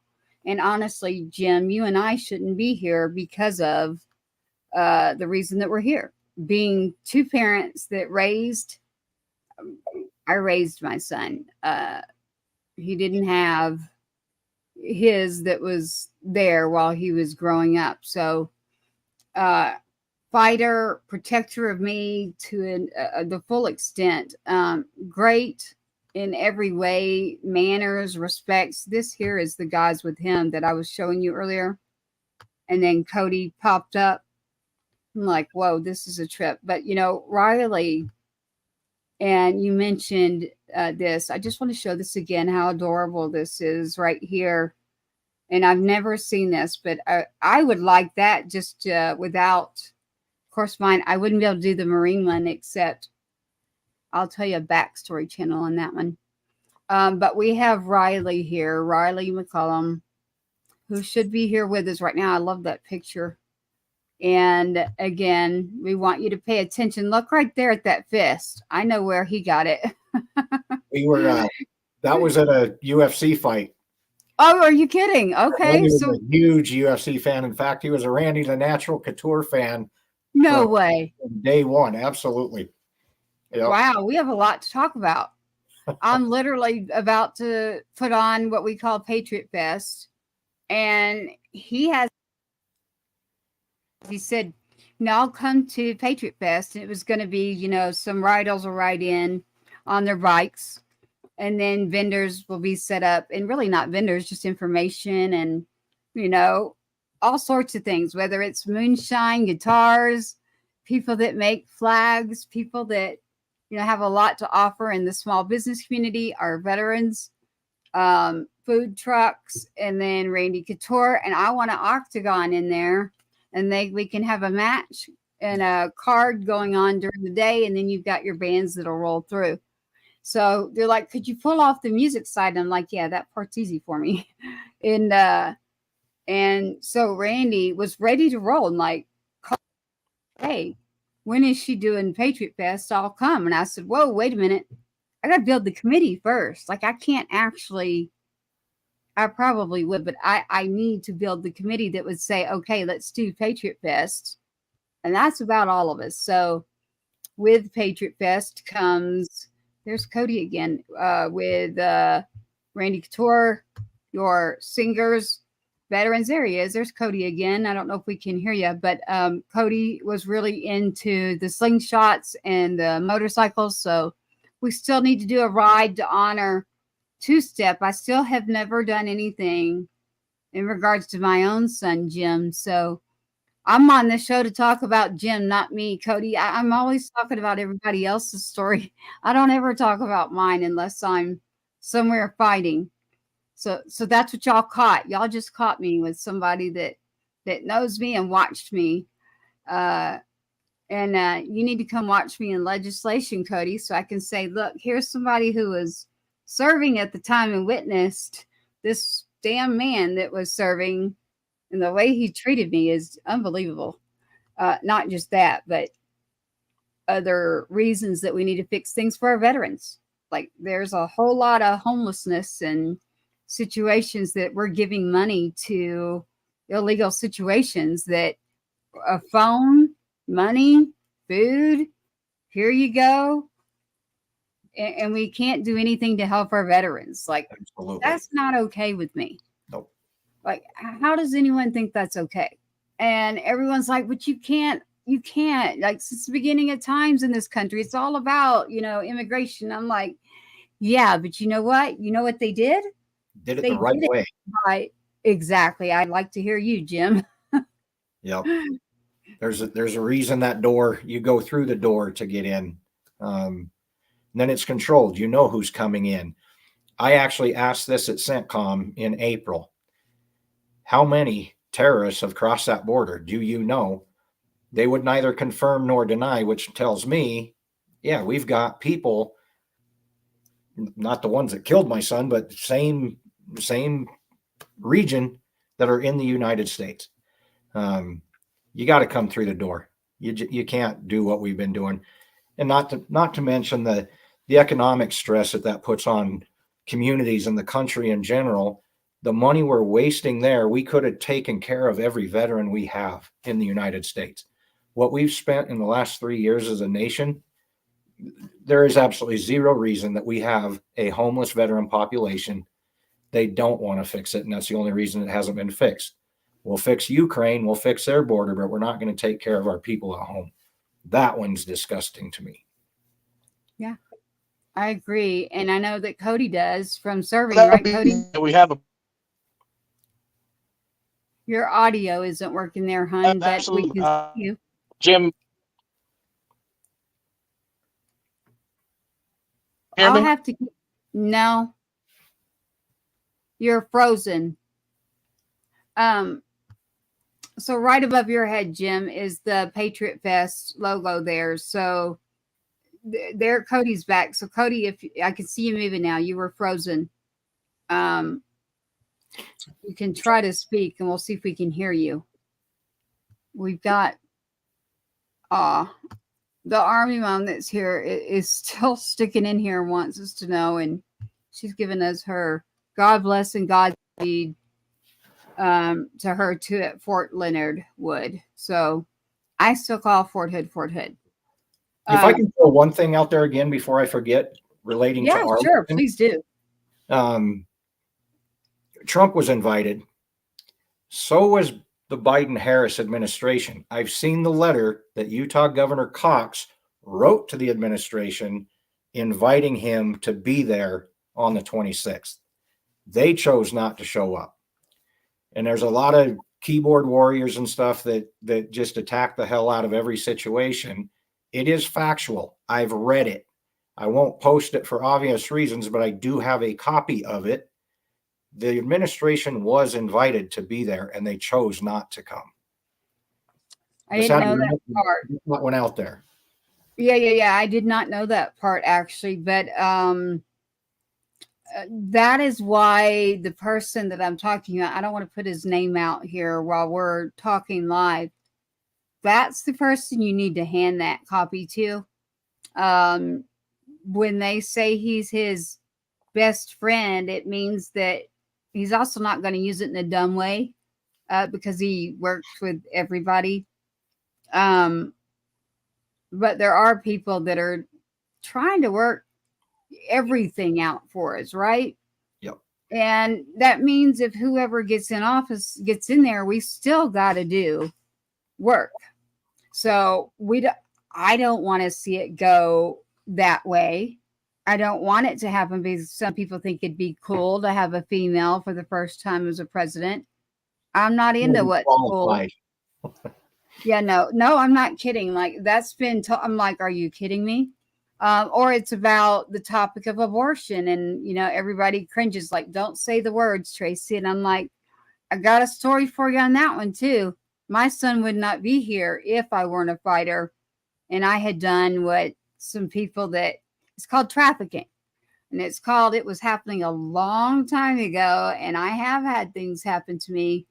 My son and I came in this world fighting and we'll always be that way. And it doesn't mean that we fought in the wrong way. It means that, now I'll be really honest with you. Like, I'm glad that my son he's the kid in school that, sees a bully doing something to another kid that's in a wheelchair. I'll never forget it. He'd watched it too many times and already told the kid, knock it off and just kind of knock his head. Kid kept doing it. And my son knocks this kid out. And I get a call from the principal. And I'm sitting there and he's like, aren't you going to say anything or do anything? I'm like, nope. He's like, what do you mean? I'm talking about the principal. And he said, your son just knocked out another kid. I'm going to suspend him. And I said, with all due respect, sir, you've been told how many times that this other kid has been bullied that's sitting in a wheelchair and my son had to take care of it. I really don't care. I am proud of my son. So go figure it out. And they just looked at me like I was just blank. So, yeah, I mean, I've had situations with them where I told you there's some guilt where I said, I think the military is what's going to. So Adam and I both, we call him two-step on the show. So I'm being way more personal than I normally would. We'll give y'all 3 more minutes, and then I promise you'll have a show that's just Jim, and it's going to be nothing about me. So, there's a hurricane. Cody, they're in the middle of a hurricane. Please give the regards to Jim and his well wishes. That is from Cody, the veteran that popped in. They're in Atlanta, and they're in the middle. Right. He said he's in Georgia. Yeah, he's probably getting pummeled right now. He wanted to tell you that, and he didn't even say hi to me. But no, I mean, if it weren't for you and sitting here tonight, I mean, just to hear him pop in and go, I'm like, wait, was I hearing what I thought I heard? Did he say? Because he got a lot of crap from his own brothers saying, shut up, like, be quiet. And that meant he would be pushed out. So he was in a situation where it was like a rock and a hard spot, and his dad's standing there, and his dad's like, And, and I could see he was thinking about it. It's not an easy situation to be put into, for anybody that's out there right now serving, or you're in the middle of something and you need to do the right thing. I promise in the end, it's all going to come out okay. So you're going to feel much better about making that right turn instead of the wrong one. So thank God I'm still here, because to be honest with you, I was very focused on getting there and getting things done. So honestly, I finally was told by the military, Tracy, you got to get security, literally, every time you go in and out. So that is what happened. I was like, seriously, I thought I was away from all this because I'm working with you in the military. And now I've got the military telling me that they can't protect me outside of the gates. So cross those lines, get some security. So Cody's one of those, secretly. So, but as he was serving, if they'd found out, he would have been kicked out of the military immediately. Yep. So I just can't believe that he just came on here with you and said, I think he said sorry and something else. It kind of shocked me, but see what I mean? It's strange for someone to finally come and go, hey, she was fighting for the right reasons. Because sometimes you're like, man, like, is this? Am I tired? Can I keep going? Yep. And you know what? I can. When something like this happens, I run into Making any you. I run. progress, yeah. You're bringing up a lot. Just everything around you is between Riley, between the UFC, Randy Couture, Cody, every which way you're going about the sorries. I'll end with this for all of you who are out there, because remember, we've done more than half the show for Gold Star Families Day, which is Sunday. I want y'all to remember that. And then remember that we'll be back with Jim McCullum with the show, because we're hitting it about 3 hours, that we'll split up and put it out on the podcast that you can all go listen to. And you should, because there's a lot in this show. The ones that are out there right now looking and listening to Patriots Inside the Wire on the podcast, we have Jim McCullum, who is still here. He's the father of Riley McCullum. You usually will hear Afghanistan 13. Civilians may recognize it as the 13 that were serving as Marines that lost their lives recently. There was the Congressional Gold Medal ceremony. Jim, my next conversation with you will be about the Speaker of the House and something that happened with me recently. So I'll be interested to see your answer, or hear. I'll be able to hear your answer on, you're going to laugh about something, but it's kind of the way it goes when something happens to your kid. You just are in one lane, one focus. I don't care who's serving. I don't care who's above me. You're not below me. You're not above me. You're a person. So treat me with respect. I treat you with respect. So I don't know. I need to be a little bit meaner, actually. I need to get some of that back. But I do you know about FOIA, right? Your FOIA for your records, and yeah, Yes. I figured. But there's all kinds of things out there, and all kinds of people that work on things. And with the legislation committee that we're building, advocates, Gold Star advocates, we'd love to have some of you have this thing really keep going, because for me, is what helps me, as far as that's the fight that I can keep fighting and make sure that we keep going, because we got generations coming up just like you do with Riley's daughter there. So Yes. where is Riley's daughter? Is she near you, or did they stay back? No, they moved from Camp Pendleton to South Carolina. Oh, I used to see Gigi and the baby. I was spoiled. The girls didn't always get to come with me, but I would see Gigi and Levi about a week a month. And then they moved, and logistically life just takes different turns. It's harder. So now we FaceTime and message. And I think the last time we actually saw them in person was Gigi and the baby came to Tampa for the CENTCOM briefing. And then she was going to come. She wasn't able to make it for the Congressional Gold Medal either. She didn't get the information soon enough, and it was the week of Levi's birthday, and she had family coming from California and North Carolina and Florida, and it just didn't work where she could come for a day and then leave. So. Well, you said South Carolina. I'm bringing this up. This is the picture of Riley. I love this picture that we have here. Do you see this, Jim? Yes. Riley. With his ice cream. I was going to ask you about that. I did not edit this photo. This is a photo of Riley McCullum. He is the son of Jim McCullum right here. It's the Gold Star Family Edition. We like our artwork. That's my creative process and the team. There is someone that works with us, and we put a lot of effort into this. So I wanted you to look at this really close and look at his hand. I'm not talking about the right hand.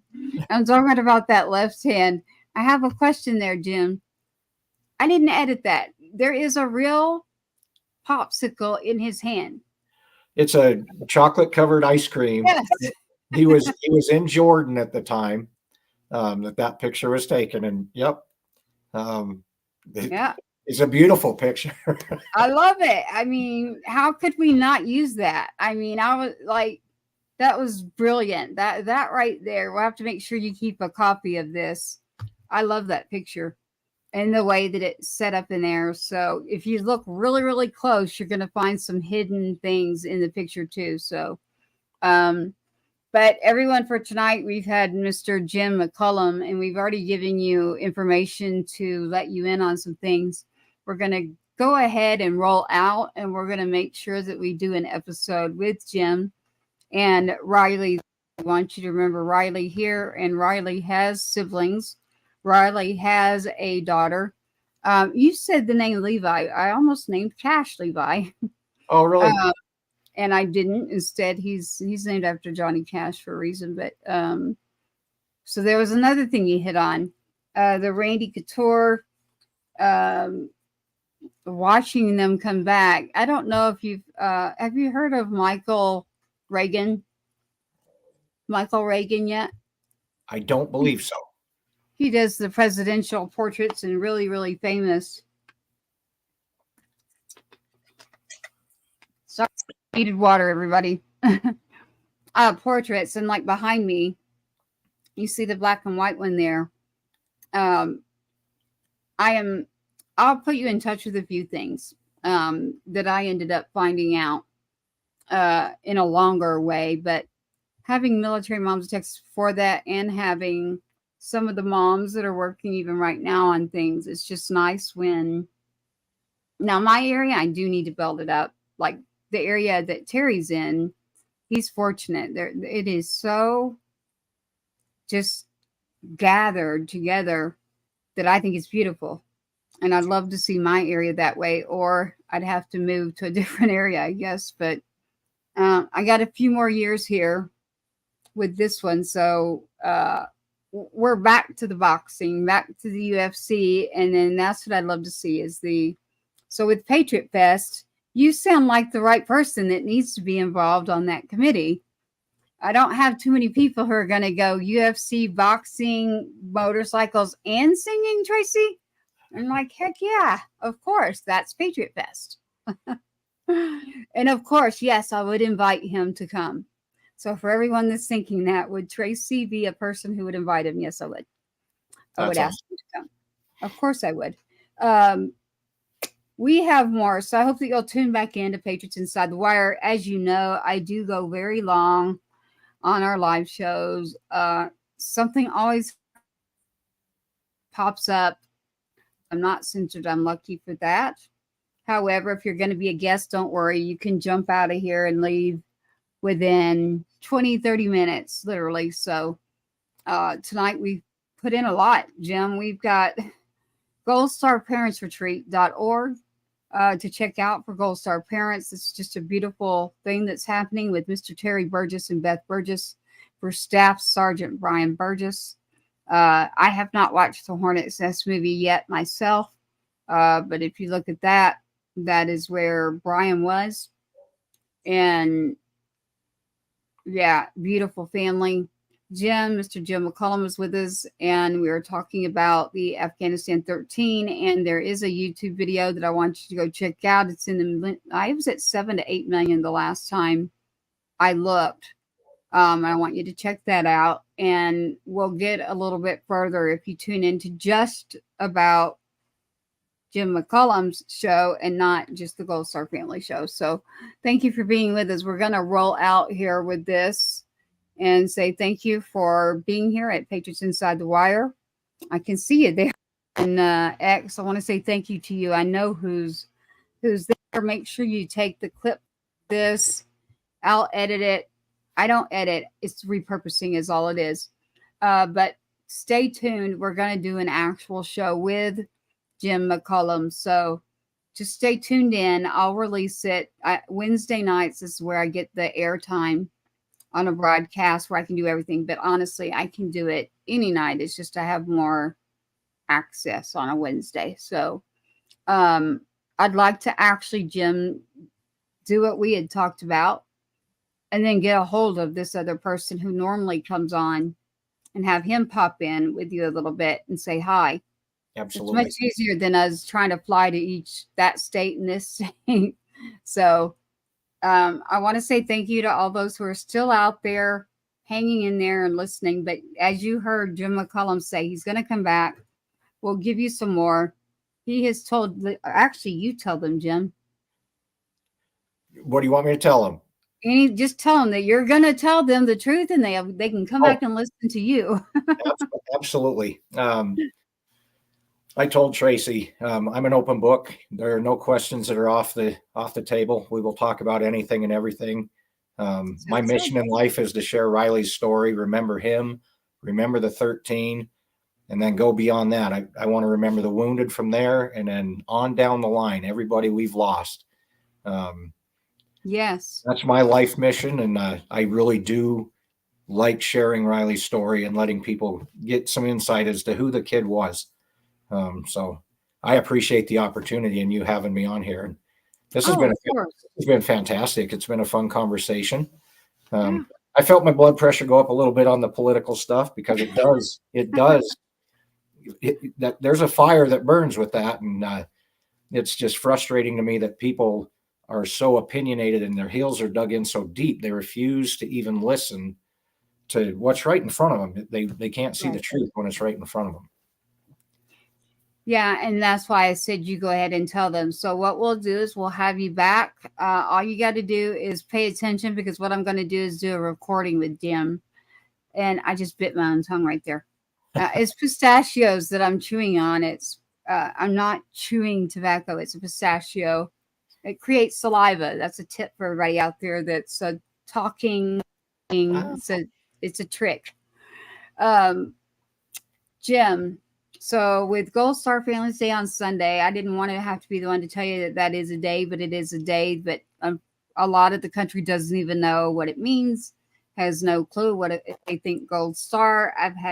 I have literally been told, I'm sure you heard that last night, you're not special. Go back to the back of the line because you got it. I'm like, I'm not special. It's a real thing. I would change it to Dark Star, Black Star, like Awful Star, any other name. It's not a good thing. So it's unfortunate. Gold Star, when you were younger, meant you did something and you accomplished something and you did a good thing. And that's why it was so hard for me to even accept the term Gold Star. I don't like it. It's like I didn't win anything. I lost. So that whole journey has been hard for me to accept. Right. Well, that, and then you have some of us who, like, my son's been in war, and then he had to be in war on his own in his country. Yep. So I just want to tell everybody to understand that there are things that happen, foreign and domestic. And when you take an oath and you join the military, you're not playing until you head out to war.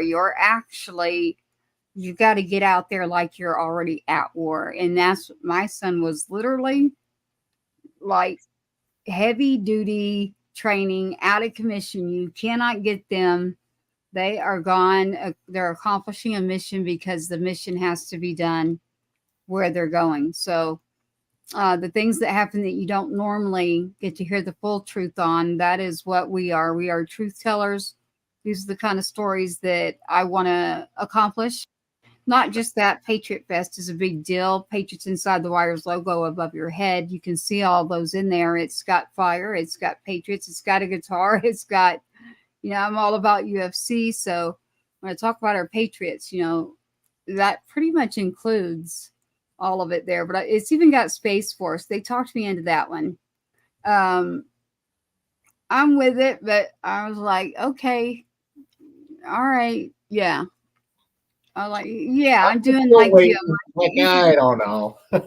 I don't know. I don't have an answer on that one. So there's not even a they. It's someone that's like, yeah, I guess, yes, let's just go ahead and support. So I do appreciate X, though, giving the platform that it gives. I am not on X right now, and that is so weird to say. It is a trip to say that and to say it's a trip. Sorry. The platform formerly known as Twitter is not where I am at right now. I am going through a broadcast stream, and I am on multiple channels. So we are on Instagram. We're everywhere right now.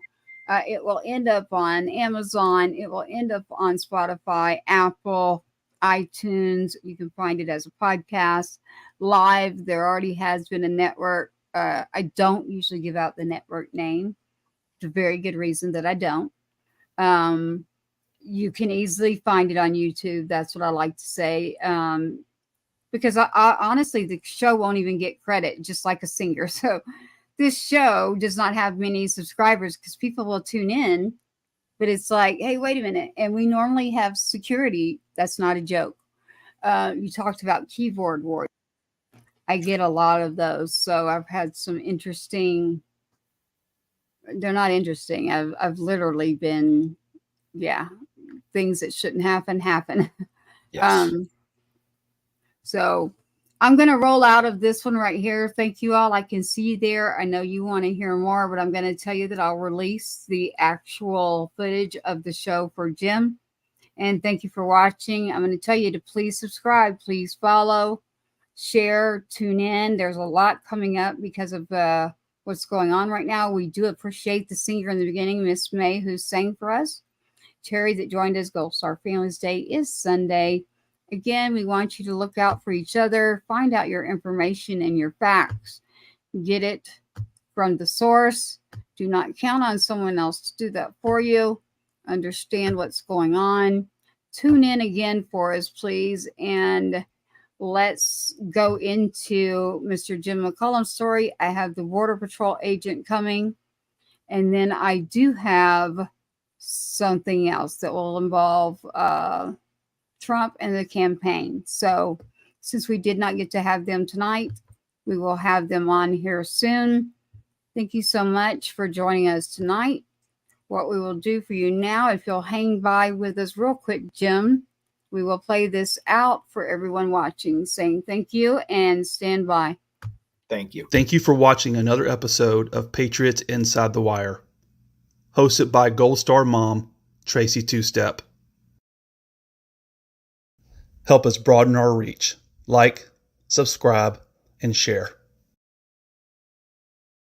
Outside, let's start out my brother Two-Step. I always love to hear Cash's name there, or his voice saying Sergeant Adam, my brother Two-Step. So this is the wall that we have up there. There's too many on that wall. We've got the Afghanistan 13. And Mr. Jim McCullum, we're going to roll out of here real quick. Stand by, Jim. We're going to say thank you to everybody for watching and tune in soon for more information on the truth in regards to the Afghanistan 13. Thank you, Jim, and stand by.